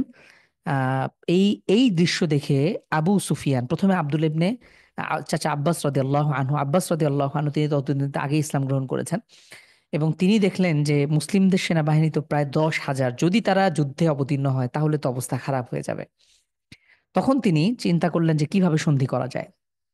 তো আবু সুফিয়ান তিনি তিনি যখন দেখলেন, তিনি এই আহ তিনি যখন এই দৃশ্য দেখলেন, তখন তিনি তিনি কিছুটা ভয় পেয়ে গেলেন যে আসলে তো মুসলিমরা ব্যাপক তারা মানে প্রস্তুতি নিয়ে এসেছে। এবং এই আবু সুফিয়ান যখন তিনি এই দৃশ্য পাহাড়ের উপর থেকে দেখছিলেন তখন আব্বাস রাদিয়াল্লাহু আনহু তিনি দেখলেন, এবং এই এই তিনি কাছে এসে আবু সুফিয়ানকে জিজ্ঞেস করলেন। তো তখন তিনি ভীত সন্ত্রস্ত হয়ে বললেন যে মাল হিলা ফিদা কাবি ওয়া উম্মি, হায় এখন কি হবে, এই এই ইয়ে থেকে এখন বাঁচার উপায় কি? মোহাম্মদ তো বিশাল সেনাবাহিনী নিয়ে মক্কা হামলার জন্য প্রস্তুত হয়ে গিয়েছে। তখন তিনি বললেন যে তখন তিনি আরো ভয় দেখানোর জন্য বললেন যে ওয়াল্লাহি লা ইন যুফিরা বিক, আল্লাহর কসম যদি তোমাকে পেয়ে বসে আমার ভাতিজা, তাহলে তো তোমার অবস্থা খারাপ হয়ে যাবে, লা ইয়াদরিবান্না উনুকাক, তোমার একদম গর্দান উড়িয়ে ফেলবে। তো এটা শুনে তো আরো ভয় পেয়ে গেল। আবু সুফিয়ান কিন্তু তখনও তখনও অমুসলিম, এবং তিনি কুফফারদের অন্যতম একজন নেতা, আল্লাহ রসুলের বিপক্ষে তিনি সারা জীবন কাজ করেছেন। তো পরবর্তীতে তিনি আবু সুফিয়ান তিনি চিন্তা করলেন যে তিনি ইসলাম গ্রহণ করবেন, আল্লাহ রসুল সাল্লাল্লাহু আলাইহি ওয়াসাল্লামের কাছে আসলেন। তো সেখানে এসে তিনি ইসলাম গ্রহণ করেন। এখানে আমাদের তো আল্লাহ তার ইসলাম গ্রহণের ঘটনাও রয়েছে। তো যখন তিনি আবু সুফিয়ান কাছে আসলেন, আল্লাহ রসুল সাল্লাল্লাহু আলাইহি ওয়াসাল্লামের কাছে যখন চাচা আব্বাস রাদিয়াল্লাহু আনহু নিয়ে আসেন, তো তিনি তিনি প্রথমে কুফাররা দেখে, মুসলিমরা দেখে তারা, বিশেষ করে ওমর রাদিয়াল্লাহু আনহু বলে ওঠেন, ইয়া রাসূলুল্লাহ আপনি আমাকে আদেশ দিন, আমি আদরিবু উনুকাহু, আমি তার গর্দান উড়িয়ে ফেলি। রাসূল সাল্লাল্লাহু আলাইহি ওয়াসাল্লাম তখন চাচা আব্বাস রাদিয়াল্লাহু আনহু রাসূল সাল্লাল্লাহু আলাইহি ওয়াসাল্লামকে বললেন যে আমি তাকে আশ্রয় দিয়েছি, রাসূল আপনি তাকে তার উপর চড়াও হবেন না। তো রাসূল সাল্লাল্লাহু আলাইহি ওয়াসাল্লাম তাকে বললেন যে তুমি আপনি তাকে আপনার আপনার তাঁবুতে নিয়ে যান এবং পরদিন সকালে আমার কাছে আনুন। রাসূল সাল্লাল্লাহু আলাইহি ওয়াসাল্লাম এখানেও দেখুন কি বিচক্ষণতা অবলম্বন করেছেন। রাসূল সাল্লাল্লাহু আলাইহি ওয়াসাল্লাম তাকে সরাসরি না বলে তিনি একদিন সময় দিলেন, এবং যখন আবু সুফিয়ান একদিন থাকলেন এবং পরদিনে যখন গেলেন, রাসূল সাল্লাল্লাহু আলাইহি ওয়াসাল্লামকে তিনি বললেন যে ওয়াই হাক আবা সুফিয়ান, হে আবু সুফিয়ান তোমার কি হলো, যে এখনো কি সময় আসে নাই যে তুমি আল্লাহ আল্লাহ এবং তা আল্লাহ ছাড়া যে কোনো ইলাহ নেই এই কথা তুমি সাক্ষ্য দেবে। তখন আবু সুফিয়ান তখন আহ, তিনি আসলে সাথে সাথে ইসলাম গ্রহণ করেন। তিনি সাক্ষ্য দেন বি আবি আনতা ওয়া উম্মি মা আহমালাকা ওয়া আকরামাকা ওয়া আওসালাকা। কি চমৎকার ভাবে তিনি আল্লাহ রসুলের প্রশংসা করেছেন যে হে আপনার জন্য আমার পিতামাতা উৎসর্গিত হোক ইয়া রাসূল, আপনি কতই না ধৈর্যবান ব্যক্তি, মা আহমালাক, এত এই কাট্টা কাফের তাকে দেখার পরেও, আল্লাহ রসুলের হাতের নাগালে পাওয়ার পরেও, তারপরে আল্লাহ রসুল সাল্লাল্লাহু আলাইহি ওয়াসাল্লাম প্রতিশোধ নেননি, হত্যা করেননি সুযোগ থাকা সত্ত্বেও। তো এই দৃশ্য দেখে তিনি এই প্রশংসা করতে বাধ্য হয়েছেন, ওমা আকরমাক, আপনি কতই না সম্মানিত ইয়া রাসূল, ওয়া আওসালাক, আপনি কতই না আত্মীয়তার রক্ষাকারী।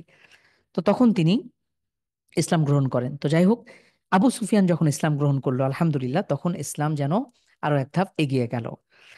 তো রসূল সাল্লাল্লাহু আলাইহি ওয়াসাল্লাম চাচা আব্বাস রাদিয়াল্লাহু আনহুকে, এবং আব্বাস রাদিয়াল্লাহু আনহু আল্লাহ রাসূল সাল্লাল্লাহু আলাইহি ওয়াসাল্লামকে কানে কানে একটা কথা বলেন, ইয়া রাসূল, ইন্না আবা সুফিয়ান রাজুলুন ইউহিব্বুল ফখরা। আবু সুফিয়ান সে যেহেতু গোত্রস্থানীয় ব্যক্তি, সে নেতৃস্থানীয় ব্যক্তি, সে গৌরবকে পছন্দ করে, সুতরাং আপনি তার জন্য এমন কিছু করবেন যেটা সে পছন্দ করে। তো রাসূল সাল্লাল্লাহু আলাইহি ওয়াসাল্লাম এ কারণে এই মক্কা বিজয়ের সময় আমরা দেখব যে তিনি ঘোষণা দেন যে ব্যক্তি আবু সুফিয়ানের ঘরে প্রবেশ করবে সে ব্যক্তি নিরাপদ আজকের দিনে। তো যাই হোক, রাসূল সাল্লাল্লাহু আলাইহি ওয়াসাল্লাম আবু সুফিয়ানকে, চাচা আব্বাস রাদিয়াল্লাহু আনহুকে তিনি বলেন যে আপনি আবু সুফিয়ানকে নিয়ে এই উপত্যকায় আপনি আপনি এই বের হওয়ার মুখে আপনি সেখানে দাঁড়িয়ে থাকবেন, এবং সে যখন এই আবু সুফিয়ান যখন মুসলিম বাহিনীর এই 10,000 সেনাবাহিনীকে একসাথে দেখবে তখন সে হয়তো এটা অবলোকন করবে। তো এটা যখন আবু সুফিয়ান দেখলো তখন সে নিজের গোত্রের কাছে গিয়ে সবাইকে ঘোষণা করলো যে হে হে হে এই দৃশ্য দেখে প্রথমে আমরা যদি দেখি, তিনি সাক্ষ্য দেন যে আহ, হে হে আব্বাস, তোমার ভাতিজার তো সাম্রাজ্য বিশাল বড় হয়ে গিয়েছে। তখন তিনি বলেন যে হে হে আবু সুফিয়ান, এটা আসলে সাম্রাজ্য না, ইন্নাহা নবুয়া, এটা হলো নবুয়ত। তো এই নবুয়তের আহ, মাধ্যমেই আল্লাহ রসুল সাল্লাল্লাহু আলাইহি ওয়াসাল্লাম এভাবেই মানুষের জয় করেছেন, ইসলামের দাওয়াত দিয়ে মানুষকে তার দলে ভিড়িয়েছেন। তো আবু সুফিয়ান তিনি গিয়ে তার নিজ কওমকে সাবধান করে দেয় যে হে ইয়া মাআশারা কুরাইশ, হে কুরাইশ, হাদা মুহাম্মদ, আজকে মুহাম্মদ আগমন করেছে। কদ জাআকুম ফীমা লা কিবালা লাকুম, আজকের দিনে তোমাদের তার মোকাবেলা করার সাধ্য তোমাদের আজকে নেই। ফামান দাখলা দারি আবি সুফিয়ান ফাহুয়া আমিন। তো আল্লাহ রাসূল সাল্লাল্লাহু আলাইহি ওয়াসাল্লাম এই কথা ঘোষণা দেন যে ব্যক্তি আবু সুফিয়ানের ঘরে প্রবেশ করবে সে নিরাপদ, যে ব্যক্তি তার নিজের ঘরের দরজা বন্ধ করে থাকবে সে নিরাপদ, আর যে ব্যক্তি মসজিদুল হারামে প্রবেশ করবে সেও নিরাপদ। আল্লাহ রসুল সাল্লাল্লাহু আলাইহি ওয়াসাল্লামের এই ঘোষণা শুনে কুফাররা আর কেউ আল্লাহ রসুলের বিরোধিতা করার সাহস পেল না।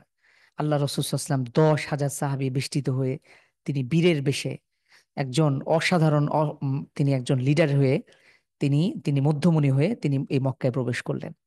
এবং এই দৃশ্য এই মক্কাবাসী তারা দেখে অভিভূত হয়ে গিয়েছিলেন।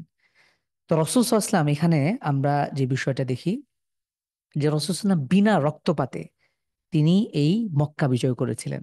কোনো রক্তপাত ঘটেন নাই, তবে এখানে কয়েকজনকে, 4জনকে আল্লাহ রসুল সাল্লাল্লাহু আলাইহি ওয়াসাল্লাম ক্ষমা করেন, আমরা সামনে দেখবো ইনশাআল্লাহ। তো মসজিদুল হারামে রাসূল সাল্লাল্লাহু আলাইহি ওয়াসাল্লাম দাখালান নবী সাল্লাল্লাহু আলাইহি ওয়াসাল্লাম মক্কা ইয়াউমাল ফাতহি, এই ফাতহ, এই মক্কা বিজয়ের দিনকে বলা হয় ইয়াউমুল ফাতহ। রাসূল সাল্লাল্লাহু আলাইহি ওয়াসাল্লাম মক্কায় প্রবেশ করলেন এবং এবং তিনি সেই মক্কায় সে সময় 360টি মূর্তি ছিল, মিআতি নুসুবিন, ফাজআলা ফাজআলা ইয়াতউনুহা বিউদিন। রাসূল সাল্লাল্লাহু আলাইহি ওয়াসাল্লাম তার হাতে থাকা লাঠি দিয়ে তিনি সেগুলোকে ধাক্কা দিতে লাগলেন এবং কোরআন কারীমের আয়াতটি পড়তে লাগলেন, ওয়াকুল জা আল হক ওয়া যাহাকাল বাতিল ইন্নাল বাতিলা কানা যাহুকা।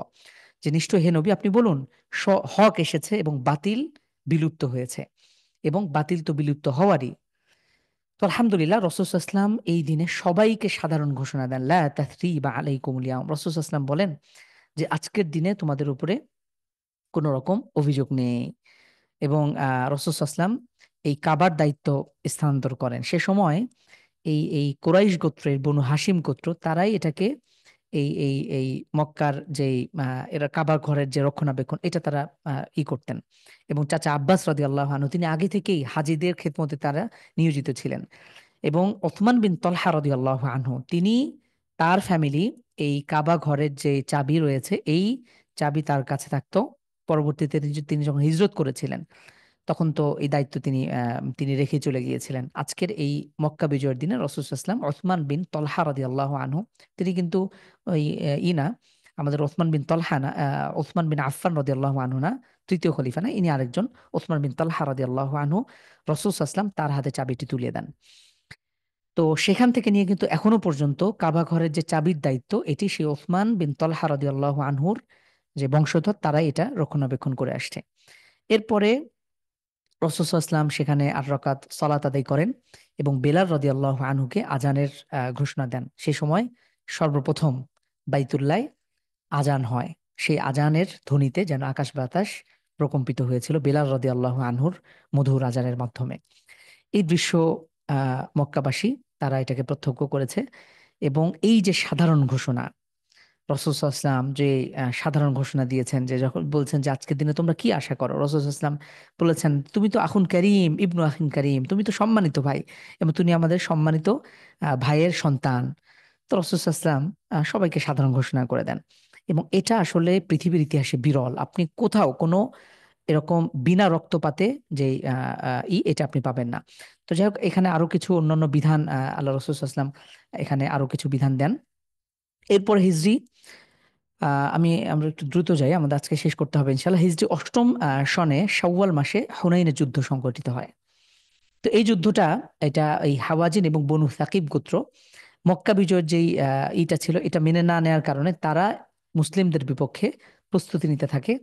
এবং 4,000 জন, এটা মক্কা থেকে কিছুটা দূরে এই হুনাইন নামক স্থানে 4,000 জন তারা সেনাবাহিনী একত্রিত করে।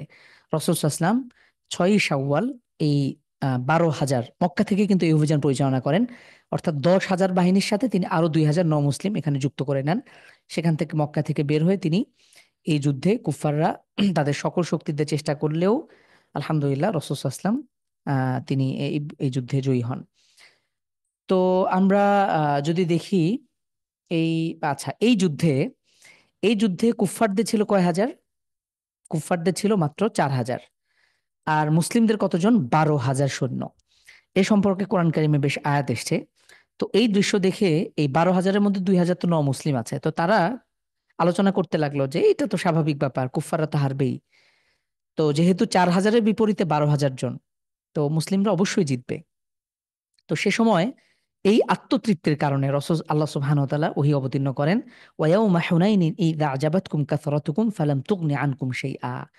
যে কুফাররা যখন মুসলিম সেনাবাহিনী এটা বলতে লাগলো যে আজকের দিনে লান নুগলাবাল ইয়াউম, আজকে তো আমাদেরকে কেউ পরাজিত করতে পারবে না, আল্লাহ সুবহানাহু ওয়া তাআলা প্রাথমিকভাবে মুসলিমদের পরাজয় ঘটিয়ে দিয়েছিলেন। এবং এটা দিয়ে প্রমাণ হয়েছিল যে আসলে এই সংখ্যাধিক্যের কারণে মুসলিমরা বিজয় হয় না, এবং কিছু দুর্বল হৃদয়ের অধিকারী যারা ইমানদার তারা এখান থেকে পিছু হটেছিল। রাসূল সাল্লাল্লাহু আলাইহি ওয়াসাল্লাম সহ কিছু সাহাবী তারা ছিলেন এবং বীর দর্পে তারা লড়াই করেছেন, এবং মহিলা সাহাবীরা লড়াই করেছিলেন। তো রাসূল সাল্লাল্লাহু আলাইহি ওয়াসাল্লাম সবাইকে একত্রিত করে তিনি এই যুদ্ধে একা একা তিনি লড়াই করেছিলেন। আনা নাবিয়্যু লা কাযিব, তিনি তার যে খচ্চর গাধা ছিল এটাতে করে তিনি একা কাফেরদের মধ্যে শিবিরে ঢুকে গিয়ে তিনি তিনি ঘোষণা দিতে থাকেন, আনা নবী, আমি নবী, লা কাযিব, আমি মিথ্যা নই, আনা ইবনু আব্দুল মুত্তালিব, আমি আব্দুল মুত্তালিবের পুত্র। এভাবে তিনি বারবার বলছিলেন, এবং তিনি বারবার ডাকছিলেন, হালুম্মু ইলাইয়া আইয়ুহান নাস, আমার দিকে আসো হে লোকেরা, আনা রাসূলুল্লাহ, সাহস থাকে তো আমার দিকে আসো, আমি আল্লাহর রাসূল, আনা মুহাম্মদ ইবনু আব্দুল্লাহ। এভাবে তিনি আল্লাহ রাসূল সাল্লাল্লাহু আলাইহি ওয়াসাল্লাম বারবার ঘোষণা করছিলেন। তো রাসূল সাল্লাল্লাহু আলাইহি ওয়াসাল্লামের পাশে মাত্র কয়েকজন সাহাবী ভাবে লড়াই করছিলেন। অবশেষে তারা বিজয় লাভ করলেন। এই যুদ্ধে কুফফারদের 72 জন মারা যান, এবং অন্যদিকে মুসলিমদের মাত্র 4 জন শহীদ হন। এবং এই যুদ্ধে 6,000 নারী এবং শিশু তারা গনিমত হিসেবে লাভ করেন। 24,000 উট, 40,000-এর বেশি দুম্বা সহ বিপুল গনিমত। এটি কিন্তু বিপুল পরিমাণ গনিমত। কিন্তু পরবর্তীতে রাসূল সাল্লাল্লাহু আলাইহি ওয়াসাল্লাম কি করেন? এই 6,000 সবাইকে হাওয়াজিন গোত্রের সম্মানার্থে এই 6,000 জনকেই ছেড়ে দেন। এরপরে তায়েফ অভিযান। রাসূল সাল্লাল্লাহু আলাইহি ওয়াসাল্লাম কিছু এই বাহিনী হাওয়াজিন গোত্রের এই মালিক ইবনে আউফের একটা দল আবার গিয়ে তারা কি করে? তায়েফে গিয়ে আশ্রয় নেয়। রাসূল সাল্লাল্লাহু আলাইহি ওয়াসাল্লাম খালিদ ইবনে ওয়ালিদকে সেখানে 1,000 জন সৈন্যবাহিনী প্রেরণ করেন, এবং রাসূল নিজেও অংশগ্রহণ করেন। অবশেষে সেখানে প্রায় 1 মাসের মতন বা 10-15 দিন রয়েছে। সেখানে অবরোধ করে মুসলিমরা ফিরে আসে। আ তো যাই হোক, এরপরে আমরা যদি সামনে যাই, তো রাসূল সাল্লাল্লাহু আলাইহি সাল্লাম অবশেষে মোটামুটি 2 মাস অবস্থান করবার পরে তিনি ফিরে আসেন মদিনায়। এবং আসার পরে হাওয়াজিন গোত্র এই যে 6,000 সেখানে যে নারী পুরুষ বন্দী করা করা হয়, সে সময়ে তারা ফিরে আসার পরে রাসূল সাল্লাল্লাহু আলাইহি ওয়াসাল্লাম তাদের জন্য এই সবাইকে সব বন্দীদেরকে মুক্তি করে দেন, এবং পরবর্তীতে এই হাওয়াজিন গোত্র তারা ইসলাম গ্রহণ করেন। উমরা শেষে নবী সাল্লাল্লাহু আলাইহি ওয়াসাল্লাম মদিনায় ফিরে আসেন, আমরা দেখলাম। এরপরে বনু তামিম গোত্র, এটিও একটি অন্যতম গোত্র, তারা ইসলাম গ্রহণ করেন। তো আলহামদুলিল্লাহ এভাবেই একে একে হাওয়াজিন গোত্র এবং বনু তামিম গোত্র তারা যখন ইসলাম গ্রহণ করতে শুরু করেন, এটা নিঃসন্দেহে ইসলামের জন্য গৌরবের ছিল। এবং নবম হিজরির এই রবিউল আউয়াল মাসে বনু তয়, আপনারা হাতিম তয়ের নাম শুনেছেন কে কে? হাতিম তয়ের নাম শুনেছেন নিশ্চয়ই, তাই না? হাতিম তয় কে ছিলেন? আমি একটু রিমাইন্ডার দিচ্ছি, আপনারা কাইন্ডলি বলতে থাকেন। আজকে আমাদের কেউ রিমাইন্ডার দেয়নি দেখছি। আপনারা হাতিম তয়ের নাম কে কে শুনেছেন অথবা কে কে শুনেননি?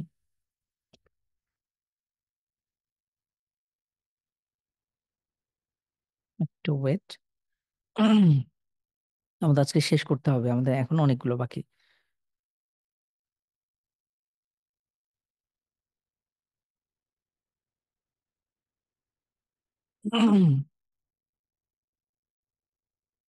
আচ্ছা, অনেকে কমেন্ট করেছেন, দেখি কে কে কমেন্ট করেছেন। আদি ইবনে হাতিমের বাবা না? হ্যাঁ, আদি ইবনে হাতিমের বাবা দয়ালু একজন ব্যক্তি, দানবীর একজন ব্যক্তি, মাশাআল্লাহ। আহ একজন ভাই প্রশ্ন করেছেন, উস্তাদ র্যান্ড কর্পোরেশনের চিন্তার আলোকে গঠিত 40টি, হ্যাঁ এটা কোন একজন ভাই আমাদের কোন ওয়েবসাইটে করেছেন। আপনারা চাইলে এই প্রশ্নগুলো যাচাই করতে পারেন। rand.org, রাইট, হ্যাঁ র্যান্ড কর্পোরেশন, আপনারা একটু ঘাটাঘাটি করবেন তাহলে পেয়ে যাবেন ইনশাআল্লাহ। তো আলহামদুলিল্লাহ তিনি একজন অনেক বড় একজন দায়ী, দানবীর। আমাদের ছোটবেলায় আমরা যখন তার গল্প পড়তাম, তিনি তাকে মুসলিম মনে করতেন, আসলে তিনি অমুসলিম ছিলেন। তবে তিনি দানবীর ছিলেন, বিখ্যাত দানবীর। অনেক মানে অনেক গল্প তার নামে পরিচিত রয়েছে। তো তাদের এই এই গোত্রের মূলত রাসূল সাল্লাল্লাহু আলাইহি ওয়াসাল্লাম এই সাফানা বিনতে হাতেম তাকে বন্দি করেন যুদ্ধে। তো রাসূল সাল্লাল্লাহু আলাইহি ওয়াসাল্লাম পরবর্তীতে সেই বোনকে, অর্থাৎ হাতিম তাইর মেয়েকে এবং আদি ইবনে হাতিমের বোন, তিনি তাকে ছেড়ে দেন রাসূল সাল্লাল্লাহু আলাইহি ওয়াসাল্লাম, এবং সেই সাথে একটা বাহনও দেন। একজন বন্দির সাথে কি চুক্তি, কি ধরনের আচরণ করতে হবে সেটাও আল্লাহ রসুলের জীবনীতে পায়। আপনারা রিসেন্টলি দেখেছেন যে এমন কি এই হামাস, ফিলিস্তিনের যে মুক্তিকামী সংগঠন রয়েছে, সেখানে অনেক অমুসলিম, তারা সেখানে যুদ্ধবন্দী হয়ে তাদের মুসলিমদের যে আচরণ, এই আচরণ দেখে তারা অভিভূত। আপনারা অনেকগুলো ঘটনা মিডিয়াতে সব আসে না, এই পশ্চিমা মিডিয়ার, মদতপুষ্ট মিডিয়া সবকিছু আসে না, তারপরেও আমরা দেখেছি যে আমাদের ক্লাস তো রেকর্ড হচ্ছে, তাই না? আচ্ছা, তারপরে আমরা দেখেছি যে কি একজন দুজন আমরা এরকম অনেক অমুসলিমরা তারাও এটা সাক্ষ্য দিতে বাধ্য হয়েছে, অনেকে বই পর্যন্ত লিখেছে। এবং তাদের কাছে বন্দিরা কত চমৎকার ভাবে তারা নিশ্চিন্তে তারা থাকতে পারে। তো যাই হোক, এই সাফিনা বিনতে হাতেম তিনি যখন এই আল্লাহ রসুলের এই আচরণ দেখলেন, তিনি তার ভাই আদি ইবনে হাতিমের কাছে গিয়ে যখন এই ঘটনা বললেন, তিনি আদি ইবনে হাতিম আল্লাহ রসুলের সাক্ষাৎ লাভের জন্য তিনি চলে আসেন। আল্লাহ রসুল আসলামের কাছে এসে তিনি যখন সরাসরি সেই ধরনের দৃশ্য দেখেন, আল্লাহ রসুল আসলামের হাতে তিনি ইসলাম গ্রহণ করেন। সে সময় আল্লাহ রসুল আসলাম কিছু ভবিষ্যৎবাণী করেন আদি ইবনে হাতিমকে। এ সম্পর্কে হাদিসে এসছে, আমাদের বিস্তারিত আলোচনার সুযোগ নেই, সহিহ বুখারীর হাদিস। আল্লাহ রসুল আসলাম বলেন যে এখানে বেশ কিছু বলেন, হাত ওকে ওকে আল্লাহ রসুল আসলাম এখানে বলেন, আমরা যদি এখানে দেখি, ফা ইন তলাত বিকা হায়াত, হে আদি, যদি তোমার হায়াত দীর্ঘ হয় তাহলে তুমি লা তারায়ান্না দাঈনাতা তারতাহিলু মিনাল হিরা, তোমরা দেখবা হীরা শহর থেকে কোনো নারী সে সফর করে সে কাবা ঘরে গিয়ে উপস্থিত হবে এবং সে কাউকে ভয় করবে না। অর্থাৎ যখন আল্লাহর দ্বীন প্রতিষ্ঠা হবে, ইসলাম খিলাফা প্রতিষ্ঠা হবে, ইসলামের শাসন প্রতিষ্ঠা হবে, তখন মানুষের মধ্যে এই মানে কোনো রকম বৈষম্য, নিরাপত্তাহীনতা, কোনো রকম এগুলো কিছু থাকবে না। মানুষ শান্তি নিরাপদে বসবাস করবে। এবং ওয়ালাইন তালাত বিকা হায়াত, যদি তোমার হায়াত দীর্ঘ হয় তাহলে তুমি দেখবে লাতুফ তাহান্না কুনুজ, কুনুজ কিসরা এবং কিসরা, রোম এবং পারস্য, কায়সার এবং কিসরা, আমরা জানি কিসরা ইবনে হুরমুস, এই দুই পারস্য, এই দুই সুপার পাওয়ার তখন কায়সার এবং কিসরা এবং এই কিসরা এবং কাইস মেবি আরেকটা কি জানি শহর, এই দুই শহর এটি বিজয় লাভ করবে। এবং রাসূল সাল্লাল্লাহু আলাইহি ওয়াসাল্লাম বলেন যে ইউখরিজু মিল আকাফিহি মিন যাহাবিন ওয়া ফিদ্দাতিন ইয়াতলুবু ফালা ইয়াখুদ, রাসূল সাল্লাল্লাহু আলাইহি ওয়াসাল্লাম আরো বলেন যে তখন অবস্থা এমন হবে যে মানুষ তাদের দুই হাত ভর্তি, তালু ভর্তি স্বর্ণ এবং স্বর্ণ এবং রূপা তারা বের করবে মানুষকে দান সাদাকা করার জন্য, কিন্তু দান সাদাকা নেয়ার মতন কোনো ব্যক্তি থাকবে না। অর্থাৎ সকলেই ধনীতে পরিণত হয়ে যাবে। এটা ইসলামী সমাজ ব্যবস্থা, অর্থ ব্যবস্থা একটা গুরুত্বপূর্ণ এই ই যে যদি সঠিকভাবে ইসলামী রাষ্ট্র ব্যবস্থা, শাসন ব্যবস্থা প্রতিষ্ঠা হয় তাহলে সমাজে কোনো ভেদাভেদ থাকবে না। আশা করি বুঝতে পেরেছেন। এরপরে আমরা তাবুক যুদ্ধ দেখি। আহ আমরা এই মুতার যুদ্ধে যে রোমকদের শোচনীয় পরাজয় ঘটে, এর প্রতিশোধ হিসেবে তারা 40,000 সেনাবাহিনী নিয়ে মক্কায় যখন হামলা যার প্রস্তুতি নেয়, রাসূল সাল্লাল্লাহু আলাইহি ওয়াসাল্লাম তখন তাদের বিপক্ষে এই যুদ্ধের জন্য প্রস্তুতি নেন। এবং এটি তাবুক শহর আসলে অনেক দূরে, আমরা রিসেন্টলি গিয়েছিলাম তাবুকে, প্রায় 800 কিলোমিটার দূরে। আল্লাহ রাসূল সাল্লাল্লাহু আলাইহি ওয়াসাল্লাম মদিনা থেকে গিয়ে সেই সুদীর্ঘ পথ অতিবাহিত করে তাবুকের যুদ্ধে সেই প্রান্তরে গিয়ে আল্লাহ রাসূল সাল্লাল্লাহু আলাইহি ওয়াসাল্লাম যুদ্ধ করেছেন। আমরা সেইখানে গিয়েছিলাম, যেই ঈদে তাবুক যুদ্ধ সংঘটিত হয়েছিল, আমরা সেটা দেখেছি। তো যাবার পথে অনেক রকম মুজিজা সংঘটিত হয়, রাসূল সাল্লাল্লাহু আলাইহি ওয়াসাল্লাম জমা করেন, কসর করেন উট। রাসূল সাল্লাল্লাহু আলাইহি ওয়াসাল্লামের এই তাবুক থেকে ফেরার পথে আমরা দেখি যে হাদিসে বর্ণিত হয়েছে, এগুলো অনেক বিস্তারিত ঘটনা, আমরা সেদিকে না যাই। আমরা এই যুদ্ধে আমরা যদি সাহাবীদের কোরবানি দেখি, রোমকদের বিরুদ্ধে এই লড়াইটা বেশ বড় একটা লড়াই ছিল। এবং রাসূল সাল্লাল্লাহু আলাইহি ওয়াসাল্লাম যখন ঘোষণা দেন যে যুদ্ধের জন্য, যে এই এই তোমরা যথাসাধ্য তোমরা প্রস্তুত করো, তোমরা দান সাদাকা করো। তো রাসূল সাল্লাল্লাহু আলাইহি সাল্লাম 10,000, তখন ওসমান রাদিয়াল্লাহু আনহু 10,000 দিনার, 300 উট এবং 50টি ঘোড়া দান করেন। আব্দুর রহমান ইবনে আউফ 4,000 দিরহাম দান করেন। এই এটা কিন্তু অনেক ব্যাপক।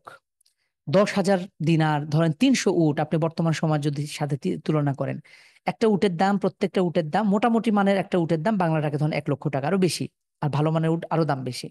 এভাবে 300 উট তিনি দান করেন। সে সময়ে উটের মূল্যমান এরকমই ছিল। আব্দুর রহমান ইবনে আউফ, তো প্রত্যেকেই প্রত্যেকের জায়গা থেকে এই যুদ্ধেই সেই আবু আবু আবু বকর রাদিয়াল্লাহু আনহু ঘটনা আমরা জানি। আল্লাহ রাসূল আবু বকর রাদিয়াল্লাহু আনহুর ঘরে যা ছিল সবগুলোই তিনি নিয়ে হাজির হয়েছিলেন। তিনি বলেছিলেন যে তুমি কি রেখে এসেছিল? তিনি বলছেন আল্লাহু ওয়া রাসূলুহু, আমি আল্লাহ এবং তার রাসূলকে রেখে এসেছি। এই এই যুদ্ধে মহিলারা তাদের হাতের চুড়ি হার সবকিছু, মানে যার যা আছে সবটুকু দিয়ে আল্লাহ রাসূল সাল্লাল্লাহু আলাইহি ওয়াসাল্লাম তারা সাহাবীরা অংশগ্রহণ করেছিল। তবে আলহামদুলিল্লাহ বিনা রক্তপাতে এই যুদ্ধে তারা বিজয় লাভ করে। এর পরের বছর হিজরি নবম বছরকে বলা হয় আমুল ওয়ুফুদ বা প্রতিনিধিদের বছর। এই বছরে আল্লাহ রসুল সাল্লামের কাছে একের পর এক প্রতিনিধিরা এসে ইসলাম গ্রহণ করতে থাকে এবং এভাবেই ইসলামের আহ অগ্রযাত্রা সামনে অগ্রসর হতে থাকে। বিভিন্ন গোত্রপতিরা যখন ইসলাম গ্রহণ করে তখন তাদের অধীনে যারা আছে সবাই গোত্রের সকলেই ইসলাম গ্রহণ করতে থাকে এবং এটা মোটামুটি ছিল কতজন, 60 থেকে 70টি গোত্র। তো যখন এই গোত্রপতিরা যখন ইসলাম গ্রহণ করেছে তখন কিন্তু আপনার হয়েছে, এই অন্যরাও ইসলাম গ্রহণ করেছে। এরপরে রসুল সাল্লাহ সাল্লাম হিজরি দুল কওয়াদা মাসে, নবম হিজরি দুল কওয়াদা মাসে আবু বকর রাদিয়াল্লাহু আনহুকে আহ, দায়িত্ব দিয়ে যে তিনি যখন মক্কায় প্রেরণ করেন তার আগেই তিনি তিনি এই ঘোষণা দেন যে কুফফারদেরকে 4 মাসের আলটিমেটাম দেওয়া হলো, এরপরে তাদের সাথে আর কোনো সম্পর্ক রাখা হবে না এবং বারাআতুম মিনাল্লাহি ওয়া রাসূলুহু ইলাল্লাযীনা আহাদতুম মিনাল মুশরিকিন। আপনারা সূরা তাওবার প্রথম আয়াত জানেন। তো রসুল আল্লাহ সুবহানাহু ওয়া তাআলা সূরা তাওবা অবতীর্ণ করেন এবং এই জিলহজ মাসের এই যখন আল্লাহ রসুল সাল্লাল্লাহু আলাইহি সাল্লাম যখন তিনি বিদায় হজ হজ করতে আসেন তখন এই আলটিমেটামটা দেয়া হয় এবং এরপরে কুফারদের সাথে আর কোনো সম্পর্ক থাকবে না বা তাদের সাথে যে আপোষ করে চলা এই বিষয় আর থাকবে না। তো রসুল সাল্লাল্লাহু আলাইহি ওয়াসাল্লাম যখন মোটামুটি ইসলাম বিভিন্ন জায়গায় ছড়িয়ে পড়লো, দলে দলে দলে দলে মানুষ ইসলামে প্রবেশ করতে শুরু করলো, ইদা জা নাসরুল্লাহি ওয়াল ফাতহ, সূরা ফাতহের আমরা আয়াতটুকু জানি। তখন রসুল সাল্লাল্লাহু আলাইহি ওয়াসাল্লাম এবারে চিন্তা করলেন যে ইসলামের যে অন্যতম স্তম্ভ রয়েছে সেই হজ তিনি পালন করবেন। রসুল সাল্লাল্লাহু আলাইহি ওয়াসাল্লাম ঘোষণা করেন যে রসুল সাল্লাল্লাহু আলাইহি ওয়াসাল্লাম হজে যাবেন, কে আছো তোমাদের মধ্যে? সাহাবীদের মধ্যে তারা প্রস্তুত হয়ে গেল, প্রায় 1 লক্ষের অধিক সাহাবী তারা রসুল সাল্লাল্লাহু আলাইহি ওয়াসাল্লামের সাথে সঙ্গ দেওয়ার জন্য প্রস্তুত হয়ে গেলেন। রসুল সাল্লাল্লাহু আলাইহি ওয়াসাল্লাম দুল কওয়াদা মাসে তিনি রওনা হয়ে গেলেন। মদিনার মিকত রয়েছে, যারা মদিনা থেকে হজ উমরা করেন তারা এই স্থান থেকে ইহরাম বাঁধেন, আপনারা অনেকেই জানেন। রসুল সাল্লাল্লাহু আলাইহি ওয়াসাল্লাম সেখান থেকে বের হয়ে যুলকওয়াদা মাসের 24 তারিখে বের হয়ে 4 তারিখে তিনি জিলহজ মাসের 4 তারিখে পৌঁছেন। আপনারা জানেন সে সময়টাতে মক্কা থেকে মদিনার দূরত্ব কিন্তু এখন বর্তমানে 450 কিলোমিটার, বাসে যদিও 4 থেকে 5 ঘন্টা লাগে, কিন্তু রসুল সাল্লামের সময় মোটামুটি 15 থেকে 20 দিন লাগতো। রসুল সাল্লাম সেভাবে পৌঁছে যান এবং 8 তারিখ থেকে 12 তারিখ পর্যন্ত হজের বিষয়গুলো সাহাবীদেরকে শিক্ষা দেন এবং সাহাবীরা এখান থেকে শিক্ষা নেন। রসুল সাল্লাম এখানে কয়েক দফা তিনি ভাষণ দেন। হজের বিস্তারিত নিয়ম রয়েছে, এই এই এখানে প্রত্যেকটা, এখানে কিন্তু এই হজের যতগুলো হাদিস রয়েছে আপনারা যদি কোনো হাদিসের কিতাব খোলেন দেখবেন যে অসংখ্য হাদিস রয়েছে হজ কেন্দ্রিক, এগুলো সবকিছুই এই যুদ্ধে এই হজের ঈদে যাত্রাতে রাসূল সাল্লাল্লাহু আলাইহি ওয়াসাল্লাম শিক্ষা দিয়েছেন। রাসূল সাল্লাল্লাহু আলাইহি ওয়াসাল্লাম এখানে বেশ কিছু ভাষণ দেন। ইন্না দিমাআকুম ওয়া আমওয়ালাকুম হারামুন আলাইকুম, যে আরাফার ময়দানে যখন ভাষণ দেন, হে আমার সাহাবীরা, আজকে তোমাদের জন্য তোমাদের রক্ত এবং সম্পদকে হারাম ঘোষণা করা হলো। কেউ চাইলেই একে অপরের অর্থ সম্পদ তোমরা গ্রাস করতে পারবে না। কাহুরমাতি ইয়াউমিকুম হাদা ফি শাহরিকুম হাদা, আজকের দিনের মতন, আজকের মাসের মতন, এই মাসের মতন, ফি বালাদিকুম হাদা, এই দেশের মতন। আল্লাহ রাসূল সাল্লাল্লাহু আলাইহি ওয়াসাল্লাম মক্কা এবং মদিনাকে হারাম ঘোষণা করেছেন। এই এরিয়ার মধ্যে কোনো রকম হারাম কাজ, যুদ্ধ বিগ্রহ, হত্যা, এগুলো সব নিষেধ। রসুল ইসলাম এরপরে তাহতা কদামাইয়া আলা কুল্লা শাইইন আলা কুল্লু শাইইন ফি আমরিল জাহিলিয়াতি তাহতা কদামাইয়া, রসুল ইসলাম বললেন যে জাহিলি যুগের যত প্রথা ছিল, যত কুসংস্কার ছিল, সবগুলো আজকে আমার পায়ের নিচে রাখলাম। ওদিমা উল জাহিলিয়া মাউদুআতুন ওয়া ইন্না আউওয়ালা দামিন আতও। আচ্ছা, রসুল ইসলাম জাহিলি যুগের যত রক্ত প্রথা ছিল, যত প্রতিশোধ ছিল, সবগুলো তিনি ক্ষমা করলেন। সর্বপ্রথম তিনি তার নিজের বনি সাদ গোত্রের এই ক্ষমা করে দেওয়ার মাধ্যমে, ইবনে রবিআ ইবনে হারেস তার রক্তপণ ক্ষমা করে দেওয়ার মাধ্যমে। এরপরে এখানে রাসূল সাল্লাল্লাহু আলাইহি ওয়াসাল্লাম বলেন যে ওয়ারিবাল জাহিলিয়াতি মাউদুউন, জাহিলি যুগে যে সুদ প্রথা ছিল এটাকে রাসূল সাল্লাল্লাহু আলাইহি ওয়াসাল্লাম বাতিল ঘোষণা করলেন। আজকে আক্ষেপের বিষয় হচ্ছে সারা বিশ্বের অর্থ ব্যবস্থা নিয়ন্ত্রণ হচ্ছে এই সুদি কারবারের মাধ্যমে। আজকে পাশ্চাত্য বা ডলার ব্যবস্থা, পুরো অর্থ ব্যবস্থাকে নিয়ন্ত্রণ করে এই ডলার। তো এগুলো আপনারা জানেন। ও আউয়ালু রিবান আদউ রিবা রিবা আব্বাস ইবনি আব্দুল মুত্তালিব, তার নিজের চাচার এই সুদের টাকা মাফ করে দেওয়ার মাধ্যমে তিনি এটাকে বাতিল বলে ঘোষণা করেন। এবং এখানে দেখা যায় রাসূল সাল্লাল্লাহু আলাইহি ওয়াসাল্লাম যা কিছু বলছেন এটা তার নিজেকে দিয়ে শুরু করছেন, এটা একটা অসাধারণ বিষয়। পৃথিবীর কোনো নেতা আপনারা দেখবেন সমাজতন্ত্রবাদ, কার্ল মার্কস, লেনিন এরা বিভিন্ন থিওরি দিয়ে গেছে পৃথিবীতে, কিন্তু আসলেই প্রকৃত অর্থে এটাকে বাস্তবায়ন করে যেতে পারেন নাই। আজকের বিশ্বেও কিন্তু এই সমাজ ব্যবস্থা, এই কমিউনিজম, এটা 100% সফল না।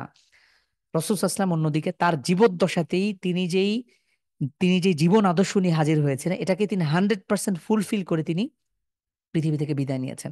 এভাবেই তিনি আল্লাহ রাসূল সাল্লাল্লাহু আলাইহি ওয়াসাল্লাম বেশ কিছু আপনারা অনেকেই এই বিদায় হজের ভাষণগুলো দেখেছেন বা জানেন। আপনারা আমাদের বর্তমান সময়ের যিনি ধর্ম উপদেষ্টা আছেন, ডক্টর আহমদ খালিদ হোসেন, তিনি কিন্তু আমাদের উপদেষ্টা, তাহজিব ইনস্টিটিউটের উপদেষ্টা। তো তিনি তার পিএইচডি থিসিস ছিল এই হজের ভাষণকে কেন্দ্র করে। এই হজের ভাষণের যে শান্তির কথা বার্তা প্রচার করা হয়, এটা ঐতিহাসিক ম্যাগনা কাটা চুক্তি বলেই পৃথিবীর যত রকম চুক্তি আছে সবকিছুকে হার মানিয়েছে আল্লাহ রাসূল সাল্লাল্লাহু আলাইহি ওয়াসাল্লামের এই বিদায় হজের ভাষণে। তিনি যে ঐতিহাসিক, তিনি যে নারীদেরকে সম্মান দিয়েছেন, তিনি যেই সবকিছু ওভারঅল, আপনারা এটা বিস্তারিত ইনশাল্লাহ দেখে নেবেন। তো হজ করে যখন তিনি আল্লাহ রাসূল সাল্লাল্লাহু আলাইহি ওয়াসাল্লাম আসলেন, আসার পরে রাসূল সাল্লাল্লাহু আলাইহি ওয়াসাল্লাম মোটামুটি ইসলাম মোটামুটি ভাবে প্রচার লাভ করেছে, এবং এই বিভিন্ন গোত্রের মানুষরা আল্লাহ রাসূল সাল্লাল্লাহু আলাইহি ওয়াসাল্লামের কাছে এসে ইসলাম গ্রহণ করেছে। আল্লাহ রাসূল সাল্লাল্লাহু আলাইহি ওয়াসাল্লাম এখন মোটামুটি একটু তিনি বিভিন্ন এই যুদ্ধ বিগ্রহ শেষের ৮টি ১০টি বছর মদিনার সময়গুলো এত ইম্পর্টেন্ট আপনারা দেখেছেন। তো বিদায় হজ সম্পূর্ণ করে রাসূল সাল্লাল্লাহু আলাইহি ওয়াসাল্লাম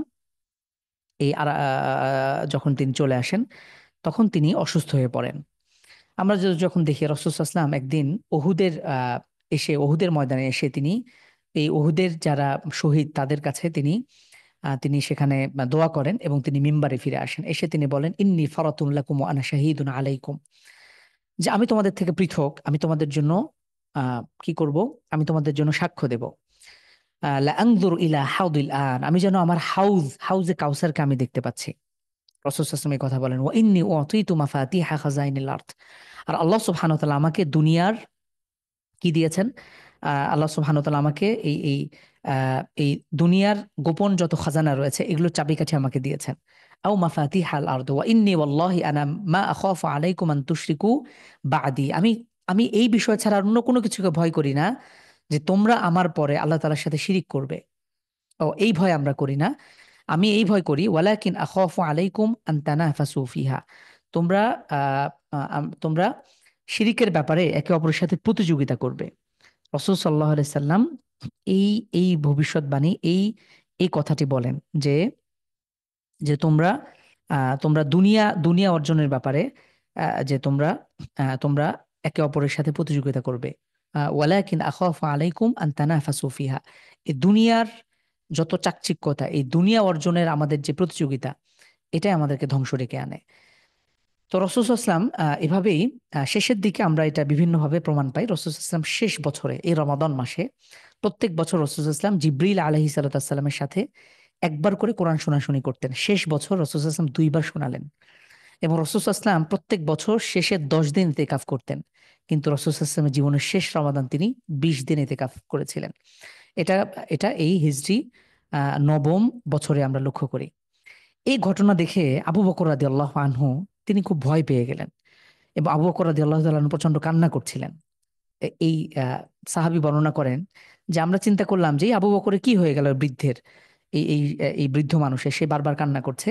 কিন্তু এই রাবী বলেন যে আসলে আমাদের মধ্যে আ'লামানা আবু বকর রাদিয়াল্লাহু আনহু সবথেকে আমাদের মধ্যে জ্ঞানী ছিলেন, এবং এই আবু বকর রাদিয়াল্লাহু আনহু তিনি বুঝতে পেরেছিলেন আল্লাহ রাসূল সাল্লাল্লাহু আলাইহি ওয়াসাল্লামের সময় ঘনিয়ে এসেছে, তিনি বেশি দিন তিনি আর বাঁচবেন না। এবং রাসূল সাল্লাল্লাহু আলাইহি ওয়াসাল্লাম এই দৃশ্য দেখে আবু বকর রাদিয়াল্লাহু আনহুকে সান্ত্বনা দিয়েছিলেন, ইয়া আবা বকর লা তাবকি, যে তুমি কেঁদো না হে আবু বকর, ইন্না আমান্নান নাসি আলাইয়া ফি সাহবাতিহি, যে মানুষটা সবচেয়ে আমাকে বেশি রক্ষা করেছে, আমাকে নিরাপত্তা দিয়েছে তার সম্পদ দিয়ে, তার জীবন দিয়ে, তার সবকিছু দিয়ে, সেটা হলো আবু বকর। ওয়ালাউ কুনতু মুত্তাখিদান খলিলান, আমার উম্মতের মধ্যে থেকে কাউকে যদি আমি বন্ধু হিসেবে গ্রহণ করতাম, সেটা গ্রহণ করতাম আমার প্রিয় বন্ধু আবু বকর রাদিয়াল্লাহু আনহুকে। তো যাই হোক, এভাবেই আল্লাহ রাসূল সাল্লাল্লাহু আলাইহি ওয়াসাল্লামের শেষ সময় ঘনিয়ে আসে।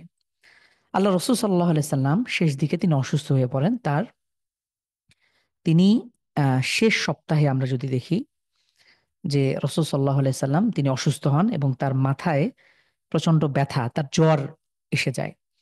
এবং এই সময়টাতে তিনি বারবার তিনি বলতে থাকেন যে তোমরা কিছু কাগজপত্র নিয়ে আসো, আমি ভয় করি যে আমার মৃত্যুর পরে মানুষরা ওয়া'বাল্লাহু আযজা ওয়া জাল্লা ওয়াল মুমিনুন ইল্লা আবা বাকরিন, এই এই আহ, মুমিনরা ব্যতীত এই এই আবু বকর রাদিয়াল্লাহু আনহুকে অন্য অন্য অন্য সবাই এই আবু বকর রাদিয়াল্লাহু আনহু এই তাকে সবাই প্রত্যাখ্যান করে, এই ভয় আমি করছি। তো এই হাদিসের মাধ্যমে আসলে বোঝা যায় যে উম, এই আহ, আহ, মৃত্যুর পরে রাসূল সাল্লাল্লাহু আলাইহি ওয়াসাল্লাম তিনি আকাঙ্ক্ষা করেছিলেন যে আবু বকর রাদিয়াল্লাহু আনহু তিনি খেলাফতের দায়িত্ব গ্রহণ করবেন। রাসূল সাল্লাল্লাহু আলাইহি সাল্লাম তিনি তার মাথার ব্যথা বেদনা এত বেড়ে যাচ্ছিল, তিনি মাঝে মাঝে বলতেন ওয়া রাসা, হায় আমার মাথা, আমার মাথায় প্রচন্ড বেদনা ব্যথা কাজ করছে। এবং ক্রমান্বয়ে রাসূল সাল্লাল্লাহু আলাইহি সাল্লামের শারীরিক অবস্থা অবনতি হতে থাকে। এবং শেষ সপ্তাহে রাসূল সাল্লাল্লাহু আলাইহি সাল্লাম তিনি আহ অবস্থা এতই অবনীত হতে থাকে, তিনি মাঝে মাঝে তিনি বলতেন যে আইনা গদান, আইনা গদান, আমি আগামীকালকে কার বাসায় থাকবো। কারণ রাসূল সাল্লাল্লাহু আলাইহি সাল্লাম তাদের স্ত্রীদের মধ্যে তিনি হক তিনি যথাযথ রক্ষা করতেন। তো যখন বারবার তিনি প্রশ্ন করতেন তখন তিনি এই সকল যারা ছিলেন, এই অন্যান্য যখন লাম্মা সাকুল, আমরা যদি হাদিসটি দেখি, লাম্মা সাকুল রাসূল সাল্লাল্লাহু আলাইহি ওয়াসাল্লাম ওয়াশতাদ্দা বিহি ওয়াজউহু, রাসূল সাল্লাল্লাহু আলাইহি ওয়াসাল্লাম যখন ব্যথা বেড়ে যাচ্ছিল তখন তিনি সকল স্ত্রীদের কাছে তিনি অনুমতি চাইলেন যে তিনি আয়েশা রাদিয়াল্লাহু তাআলা আনহার ঘরে অবস্থান করবেন। তো সকল স্ত্রীরা তাকে তিনি তারা এই অনুমতি তাকে দিয়েছিলেন।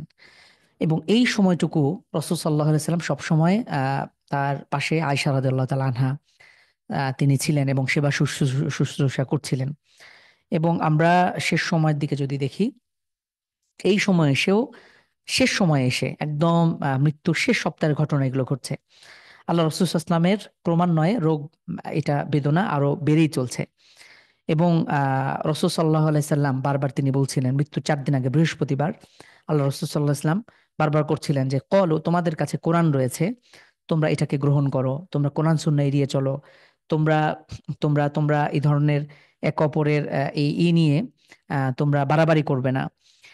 এবং আমরা রাসূল সাল্লাল্লাহু আলাইহি ওয়াসাল্লাম 3টি ওসিয়ত করেছেন, বিশেষ ওসিয়ত যদি আমরা লক্ষ্য করি যে এই ইহুদি নাসারা এরা আসলে অভিশপ্ত, প্রিয় দিনী ভাই বোন। এরা প্রত্যেক ক্ষেত্রেই আল্লাহ রাসূল সাল্লাল্লাহু আলাইহি ওয়াসাল্লাম এই মৃত্যুর আগ মুহূর্তেও তিনি নসিহত করেছেন যে ইযা তাম্মা বিহা কাশাফাহা আন ওয়াজহি, রাসূল সাল্লাল্লাহু আলাইহি ওয়াসাল্লাম তার এই চেহারা থেকে তার কাপড়গুলো বের, তিনি চেহারা ঢেকে রাখতেন, প্রচন্ড অসুস্থ।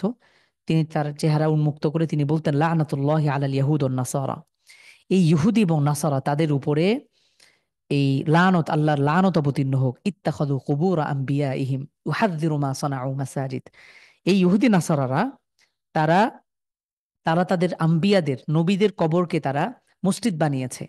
তারা তাদের নবীদেরকেই তারা এই উপাসনার জায়গা বানিয়ে নিয়েছে। তো রাসূল সাল্লাল্লাহু আলাইহি সাল্লাম মৃত্যুর এভাবেই তার কাছে ঘনিয়ে আসছে এবং তিনি আরো বেশি অসুস্থ হয়ে পড়ছিলেন। এবং শেষ সময়ে, প্রিয় দিনী ভাই বোন, রাসূল সাল্লাল্লাহু আলাইহি সাল্লাম যখন একদমই শেষ সময়, তারপরেও দেখি তিনি রাসূল সাল্লাল্লাহু আলাইহি সাল্লাম শেষ দিকে ইশার সালাতের জন্য রাসূল সাল্লাল্লাহু আলাইহি সাল্লাম ওযু করছিলেন।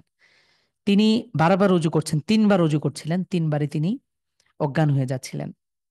এবং অবশেষে তিনি বাধ্য হয়ে আবু বকর রাদিয়াল্লাহু আনহুকে তিনি অনুমতি দেন। তিনি এই এই আহ, তিনি রাসূল সাল্লাল্লাহু আলাইহি ওয়াসাল্লামের মৃত্যুর মোটামুটি 17 ওয়াক্ত পর্যন্ত আবু বকর রাদিয়াল্লাহু আনহু ইমামতি করেছিলেন।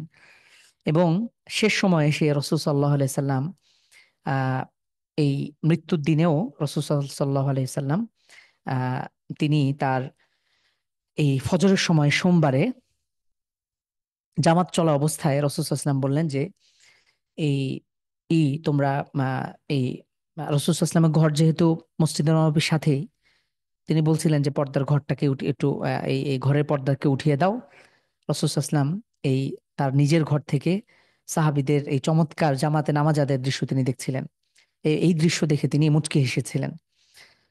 তো রাসূল সাল্লাল্লাহু আলাইহি ওয়াসাল্লামের এই আবার আবু বকর রাদিয়াল্লাহু আনহু চিন্তা করলেন হয়তো আল্লাহ রাসূল সাল্লাল্লাহু আলাইহি ওয়াসাল্লাম তিনি ইমামতি করবেন। কিন্তু তিনি আল্লাহ আবু বকর রাদিয়াল্লাহু আনহুকেই ইশারা করলেন যে তুমি তুমি নামাজ চালিয়ে যাও। এবং এই হাদিসটি আনাস ইবনে মালিক রাদিয়াল্লাহু আনহু, মৃত্যুকালের অনেকগুলো হাদিস রয়েছে। আনাস ইবনে মালিক রাদিয়াল্লাহু আনহু তিনি বলেন যে রাসূল সাল্লাল্লাহু আলাইহি ওয়াসাল্লামের এই হাসি মুখ চেহারাটা যেন এমন হয়েছিল, কানা ওয়াজহাহু ওয়ারাকাতু মুসহাফিন, কোরআন কারিমের একটা পাতার ন্যায়। তো এই দিনই তিনি আসলে আহ, তার এটা ছিল মৃত্যুর দিন। তো শেষ সময় রাসূল সাল্লাল্লাহু আলাইহি ওয়াসাল্লাম এই যে তিনি মুচকি হাসছিলেন, এটা সে হাদিস। তো রাসূল সাল্লাল্লাহু আলাইহি ওয়াসাল্লাম শেষ সময় এসে, আমরা যদি দেখি আয়েশা রাদিয়াল্লাহু তাআলা আনহা থেকে হাদিস, যে ফাতেমা রাদিয়াল্লাহু আনহা আল্লাহ রাসূলের কাছে আসলেন, এবং ফাতেমা রাদিয়াল্লাহু আনহুর তার হাসি, তার হাঁটার স্টাইল অনেকটা রাসূল সাল্লাল্লাহু আলাইহি ওয়াসাল্লামের মতো ছিল। তো যখন রাসূল সাল্লাল্লাহু আলাইহি ওয়াসাল্লামের কাছে আসলেন, রাসূল সাল্লাল্লাহু আলাইহি ওয়াসাল্লাম ওই অবস্থাতেও তিনি বলছিলেন মারহাবান ইয়া বিনতাই, হে হে ইয়াবনাতি, হে আমার কন্যা, তোমাকে মারহাবা। সুম্মা আজলাসাহা আন ইয়ামিনিহি। তো রাসূল সাল্লাল্লাহু আলাইহি সাল্লামকে, তাকে বসানো হলো তার ডান কাঁধে, আন শিমালিহি। সুম্মা আসাররা ইলাইহা হাদিসান ফাবাকাত ফাকুলতু লাহা লিমা তাবকিনা সুম্মা আসাররা ইলাইহা হাদিসান ফাদাহিকাত। তো রাসূল সাল্লাল্লাহু আলাইহি ওয়াসাল্লাম ফাতেমা রাদিয়াল্লাহু তাআলা আনহাকে গোপনে কিছু কথা বলছিলেন। তো একবার তিনি গোপনে যখন কথা বলছিলেন, তখন তিনি প্রচন্ড কাঁদছিলেন। পরক্ষণেই রাসূল সাল্লাল্লাহু আলাইহি ওয়াসাল্লাম আবারও গোপনে তাকে কিছু কথা বলছিলেন, এবং তিনি পরক্ষণে হাসছিলেন। তো এই দৃশ্য দেখে তিনি, আয়েশা রাদিয়াল্লাহু তাআলা আনহা হাদিসটি বলছেন যে আমি এই দৃশ্যের মতন কখনোই, আমি আমি তাকে এতটা খুশি তাকে দেখিনি। তো আমি যখন ফাতেমা রাদিয়াল্লাহু তাআলা আনহাকে জিজ্ঞেস করলাম ফাসআলতুহা আম্মা, যে কি বললো আল্লাহ রাসূল সাল্লাল্লাহু আলাইহি ওয়াসাল্লাম, তখন তিনি বললেন যে এটা তো আল্লাহ রাসূল সাল্লাল্লাহু আলাইহি ওয়াসাল্লামের সাথে গোপন ব্যাপার, আমি এটা বলবো না। এমনকি রাসূল সাল্লাল্লাহু আলাইহি ওয়াসাল্লাম মৃত্যুবরণ করার পরেও তিনি এটা বলেননি। পরবর্তীতে তিনি বলেছেন আসলে জিবরিল আলাইহিস সালাতু ওয়াস সালাম, তিনি আল্লাহ রাসূল সাল্লাল্লাহু আলাইহি ওয়াসাল্লাম বলেছেন যে জিবরিল আলাইহিস সালাতু ওয়াস সালাম আমার কাছে এসেছে। আর তিনি, হাদিস হলো, আল্লাহ রাসূল সাল্লাল্লাহু আলাইহি ওয়াসাল্লাম যখন ফাতেমা রাদিয়াল্লাহু তাআলা আনহাকে মৃত্যুর ব্যাপারে বলছিলেন, তখন তিনি কাঁদছিলেন, আর পরক্ষণেই তিনি তাকে বলছিলেন যে তুমি কি এটাতে খুশি নও হে আমার কন্যা, যে আমা তারদাইনা আন তাকুনি সাইয়্যিদাতা নিসাই আহলিল জান্নাহ, তুমি আহ, তুমি জান্নাতে, তুমি জান্নাতি মহিলাদের তুমি সর্দার হবে। এবং এ কারণেই এই কথা শুনে ফাতেমা রাদিয়াল্লাহু তাআলা আনহা তিনি হাসছিলেন। তো রাসূল সাল্লাল্লাহু আলাইহি ওয়াসাল্লাম শেষ দিন তার কষ্ট আসলে বেড়ে যাচ্ছিল, তিনি প্রচন্ড কষ্ট পাচ্ছিলেন, এবং এই কষ্ট দেখে ফাতেমা রাদিয়াল্লাহু তাআলা আনহা তিনি বলছিলেন ওয়া কারবা, যে হায় কতই না কষ্ট হচ্ছে আমার বাবার। তো রাসূল সাল্লাল্লাহু আলাইহি ওয়াসাল্লাম তখন ফাতেমা রাদিয়াল্লাহু তাআলা আনহাকে বলেছিলেন ফাকালা লাহা লাইসা আলা আবিকি কারবুন বা'দাল ইয়াউম, হে আমার কন্যা, আজকের দিনের পরে আহ তোমার বাবার আর কোনো কষ্ট নেই। তো এরপরে শেষ দিনে আমরা যদি একদম শেষ মুহূর্তের আমরা হাদিসটি দেখি, রাসূল সাল্লাল্লাহু আলাইহি ওয়াসাল্লাম আয়েশা রাদিয়াল্লাহু তাআলা আনহা, রাসূল সাল্লাল্লাহু আলাইহি সাল্লাম আয়েশা রাদিয়াল্লাহু তাআলা আনহার বুকে এবং কাঁধে তিনি মাথা রেখেছিলেন, তিনি প্রচন্ড কষ্ট পাচ্ছিলেন। এবং এই সময় আব্দুর রহমান ইবনে আবু বকর রাদিয়াল্লাহু আনহুর পুত্র অর্থাৎ আয়েশা রাদিয়াল্লাহু তাআলা আনহার ভাই প্রবেশ করে। ওয়াবিয়াদিহি সিওয়াক, আর আব্দুর রহমান তার হাতে মিসওয়াক ছিল। ওয়ানা মুসনাদিদাতু ওয়ানা মুসনিদাতুন আলা রাসূলুল্লাহ, আর আমি রাসূল সাল্লাল্লাহু আলাইহি ওয়াসাল্লামকে, তিনি তো আল্লাহ রাসূল সাল্লাল্লাহু আলাইহি ওয়াসাল্লাম আমার উপরে হেলান দিয়ে আছেন। তো ফারাআইতুহু ইয়ানজুরু ইলাইহি, আল্লাহ রাসূল সাল্লাল্লাহু আলাইহি ওয়াসাল্লাম বারবার এই আব্দুর রহমানের, তার কাছে যে মিসওয়াক রয়েছে, এই মিসওয়াকের দিকে তাকিয়েছিলেন। তো ওয়া আরাফতু আন্নাহু ইউহিব্বু সিওয়াক, আর আয়েশা রাদিয়াল্লাহু তাআলা আনহা, তিনি তো স্ত্রী, তিনি তো জানেন রাসূল সাল্লাল্লাহু আলাইহি ওয়াসাল্লাম মিসওয়াক করাকে ভালোবাসেন। তো ফাকুলতু আখুযুহু লাক, তো তখন আয়েশা রাদিয়াল্লাহু তাআলা আনহা আল্লাহ রাসূল সাল্লাল্লাহু আলাইহি ওয়াসাল্লামকে বললেন যে আমি কি এটা নেবো ইয়া রাসূল? আল্লাহ রাসূল সাল্লাল্লাহু আলাইহি ওয়াসাল্লাম তখন তার মাথা দিয়ে ইশারা করলেন হ্যাঁ। তখন রাসূল সাল্লাল্লাহু আলাইহি ওয়াসাল্লাম, আয়েশা রাদিয়াল্লাহু তাআলা আনহা এই আব্দুর রহমানের হাত থেকে, তার ভাইয়ের হাত থেকে মিসওয়াক নিলেন, এবং রাসূল সাল্লাল্লাহু আলাইহি ওয়াসাল্লাম প্রচন্ড দুর্বল ছিলেন, তিনি কোনো কিছুই আসলে করতে পারছিলেন না। তখন আল্লাহ রাসূল সাল্লাল্লাহু আলাইহি ওয়াসাল্লামকে বললেন আমি কি এটা নরম করে দেবো ইয়া রাসূলুল্লাহ? কুলতু উলাইয়িনহু লাক, রাসূল সাল্লাল্লাহু আলাইহি ওয়াসাল্লাম তার মাথা দিয়ে ইশারা করলেন হ্যাঁ। তখন ফালাইয়ানতুহু, আয়েশা রাদিয়াল্লাহু তাআলা আনহা বলছেন আমি আমার দাঁত দিয়ে এটাকে নরম করে দিলাম। এবং আহ ফালাইয়ানতুহু, তারপরে রাসূল সাল্লাল্লাহু আলাইহি ওয়াসাল্লাম, রাসূল সাল্লাল্লাহু আলাইহি ওয়াসাল্লাম সেটাকে নরম করে দেওয়ার মাধ্যমে তিনি এটাকে মেসওয়াক করছিলেন। এবং শেষ সময়ে এসে রাসূল সাল্লাল্লাহু আলাইহি ওয়াসাল্লাম, তিনি প্রচন্ড অসুস্থ, তিনি ওয়াবাইনা ইয়াদাইহি রাকওয়া, তিনি আদেশ দিলেন যে এই এই কিছু পানিতে, ঠান্ডা পানি নিয়ে কিছু আনা, অর্থাৎ জ্বরপট্টি দেওয়ার জন্য। তো তিনি আবু উলবা, তিনি নির্দেশ দিলেন যে কোনো একটা পাত্রে কিছু পানি আনার জন্য। তো তখন তাকে কিছু পানি এনে দেওয়া হলো। ফাজা আলা ইউদখিলু ইয়াদাইহি, রাসূল সাল্লাল্লাহু আলাইহি ওয়াসাল্লাম সেই পানিতে হাত দিয়ে তার চেহারাকে বারবার মাসাহ করছিলেন। তিনি বারবার বলছিলেন, তিনি সে সময়টাতে বলছিলেন ইয়াকুলু লা ইলাহা ইল্লাল্লাহ, তিনি লা ইলাহা ইল্লাল্লাহ পাঠ করছিলেন। এবং তিনি বলছিলেন ইন্নালিল মাউতি সাকারাত, যে প্রত্যেক মৃত্যুর কষ্ট রয়েছে, মৃত্যু যন্ত্রণা এটা সত্য। প্রত্যেক ব্যক্তির এই সাকরাতুল মাউত, এই মুহূর্তটা আসবে। রাসূল সাল্লাল্লাহু আলাইহি ওয়াসাল্লাম তার হাতকে বাড়িয়ে তিনি বলছিলেন যে ফির রফিকিল আলা, আমি আমার সেই পরম, আমার যিনি সত্তা রয়েছেন, যিনি উচ্চে আসীন, সেই মহান আল্লাহ, আমি তার আমি তার সাক্ষাৎ কামনা করি। এ কথা বলেই তিনি তিনি তার হাত দুটো তার হাত দুটো ছেড়ে দেন এবং তিনি মৃত্যুবরণ করেন। তো এটা ছিল রাসূল সাল্লাল্লাহু আলাইহি ওয়াসাল্লামের একদমই শেষ মুহূর্ত। রাসূল সাল্লাল্লাহু আলাইহি ওয়াসাল্লাম এভাবে লা ইলাহা ইল্লাল্লাহ বলতে বলতে তিনি আল্লাহ সুবহানাহু ওয়া তাআলার কাছে, তার তার প্রিয়তম বন্ধু, তার হাবিবের কাছে তিনি প্রত্যাবর্তন করেন। তো আলহামদুলিল্লাহ, প্রিয় দিনী ভাই এবং বোন, এই ছিল আমাদের প্রাণপ্রিয় রাসূলুল্লাহ সাল্লাল্লাহু আলাইহি ওয়াসাল্লামের একদম শেষ মুহূর্ত। আরো বিস্তারিত অনেক হাদিস রয়েছে, আমরা সবগুলো আনার সুযোগ পেলাম না। তো আল্লাহ রাসূল সাল্লাল্লাহু আলাইহি ওয়াসাল্লাম নিঃসন্দেহে তিনি তার উপর যে গুরু দায়িত্ব ছিল এটি তিনি পূর্ণ করেছেন, এবং তিনি তার নবুয়তের দায়িত্ব শতভাগ পূর্ণ করেই তিনি পৃথিবী থেকে বিদায় নিয়েছেন, এবং ইসলামকে তিনি পূর্ণতা দিয়েই তিনি পৃথিবী থেকে বিদায় নিয়েছেন।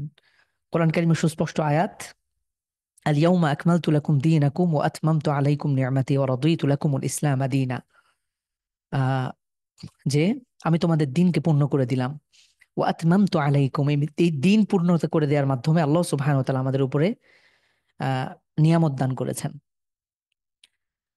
তো এই ছিল আমাদের রাসূল সাল্লাল্লাহু আলাইহি ওয়াসাল্লামের জীবনী নিয়ে আমাদের সংক্ষিপ্ত সিরা, এক নজরে সিরা। এরপর রাসূল সাল্লাল্লাহু আলাইহি ওয়াসাল্লামের কাফন দাফন ঘটনা ঘটে। রাসূল সাল্লাল্লাহু আলাইহি ওয়াসাল্লাম সোমবারে মৃত্যুবরণ করেছিলেন, এবং এরপরে আবু বকর রাদিয়াল্লাহু আনহুর বায়াত সংগঠিত হয়।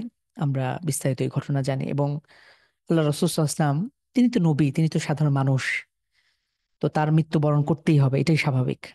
তো এই ঘটনার পরে অনেকেই এটা বিশ্বাস করতে পারছিলেন না আল্লাহ রাসূল সাল্লাল্লাহু আলাইহি ওয়াসাল্লাম মারা গিয়েছেন। তখন আবু বকর রাদিয়াল্লাহু আনহু তিনি এসে, যখন আল্লাহ রাসূল সাল্লাল্লাহু আলাইহি ওয়াসাল্লামকে এই দৃশ্য দেখলেন যে আল্লাহ রাসূল সাল্লাল্লাহু আলাইহি ওয়াসাল্লাম মৃত্যুবরণ করেছেন, তখন তিনি এই ফিতনা থেকে বাঁচার জন্য তখন তিনি এসে আল্লাহর প্রথমেই তিনি ঘরে প্রবেশ করলেন, এবং এই আল্লাহ রাসূল সাল্লাল্লাহু আলাইহি ওয়াসাল্লামের তার চেহারা, তার চেহারায় তিনি তার চুম্বন করেন এবং তিনি কাঁদেন। তখন তিনি আহ সুস্পষ্টভাবে তিনি ঘোষণা দেন যে আইয়ুহান নাস, হে মানুষ, যারা তোমরা ধারণা করছো ইন্নাহু মান কানা ইয়াবুদু মুহাম্মাদান ফা ইন্না মুহাম্মাদান কদ মাত, যারা মুহাম্মদ সাল্লাল্লাহু আলাইহি ওয়াসাল্লামের ইবাদত করতে, জেনে রাখো মুহাম্মদ সাল্লাল্লাহু আলাইহি ওয়াসাল্লাম মৃত্যুবরণ করেছেন। যারা আল্লাহর ইবাদত করতে, যে তারা জেনে রাখো আল্লাহ কখনো মৃত্যুবরণ করেন না। তো নবী সাল্লাল্লাহু আলাইহি ওয়াসাল্লাম, ওমা মুহাম্মাদুন ইল্লা রাসূল, নবী সাল্লাল্লাহু আলাইহি ওয়াসাল্লাম আহ একজন, তিনি বান্দা, তিনি একজন মানুষ, তিনি আল্লাহ সুবহানাহু ওয়া তাআলার প্রেরিত বান্দা এবং রাসূল। সুতরাং তিনি মৃত্যুবরণ করেছেন, তার যে দায়িত্ব ছিল এটা তিনি সম্পন্ন করেই মৃত্যুবরণ করেছেন, এবং নবী সাল্লাল্লাহু আলাইহি ওয়াসাল্লামের পূর্বেও যারা এসেছিল তারাও মৃত্যুবরণ করেছে। তো আবু বকর রাদিয়াল্লাহু আনহুর ঈমান দীপ্ত এই ঘোষণার পরে তখন সাহাবীরা শান্ত হন, তারা বিশ্বাস করেন হ্যাঁ, নবী সাল্লাল্লাহু আলাইহি ওয়াসাল্লাম ইন্তেকাল করেছেন। তো প্রিয় দিনী ভাই এবং বোন, আলহামদুলিল্লাহ, আমরা দেখতে দেখতে আমরা আমাদের দাস শেষ করেছি। আমরা অবশ্য নবী সাল্লাল্লাহু আলাইহি ওয়াসাল্লামের জীবনীর অনেক লং স্টোরি আমরা এই সংক্ষিপ্ত যাত্রায় আমরা মূল মূল বিষয়গুলো জানার চেষ্টা করেছি। আল্লাহ সুবহানাহু ওয়া তাআলা আমাদেরকে তৌফিক দান করুন। আল্লাহ সুবহানাহু ওয়া তাআলা আমাদেরকে আহ নবী সাল্লাল্লাহু আলাইহি ওয়াসাল্লামের আদর্শকে ধারণ করা, তার সুন্নাহ অনুযায়ী জীবনকে পরিচালনা করার তৌফিক দান করুন। আমরা যেন আমাদের নবী সাল্লাল্লাহু আলাইহি ওয়াসাল্লামের আদর্শ অনুযায়ী জীবনকে পরিচালনা করতে পারি, এটাই হবে আমাদের রাসূল সাল্লাল্লাহু আলাইহি ওয়াসাল্লামের প্রতি ভালোবাসার বহিঃপ্রকাশ। আজকের আমাদের মুসলিম ইউথরা, তরুণরা, তারা তাদের জীবনে আদর্শ বানিয়ে নিয়েছে কুফফারদেরকে, কাফেরদেরকে। আল্লাহর নবী সাল্লাল্লাহু আলাইহি ওয়াসাল্লামের এই আদর্শ ধারণ করতে তারা অনেকটা দ্বিধাবোধ করে। এই সংকীর্ণ মনা থেকে, এই হীনম্মন্যতা থেকে আমরা যেন বেরিয়ে আসতে পারি। আমরা আমাদের জীবন দিয়ে আল্লাহ রসুলের সাহাবীদের যে জীবন উৎসর্গ করে তারা আল্লাহ রসুলের এই এই সম্মান মর্যাদা যে হেফাজত করেছেন, আমরা যেন ঠিক তেমনই আমরা নবী প্রেমের বহিঃপ্রকাশ ঘটাতে পারি। আল্লাহ তাআলা আমাদেরকে তৌফিক দান করুন। জাযাকুমুল্লাহ।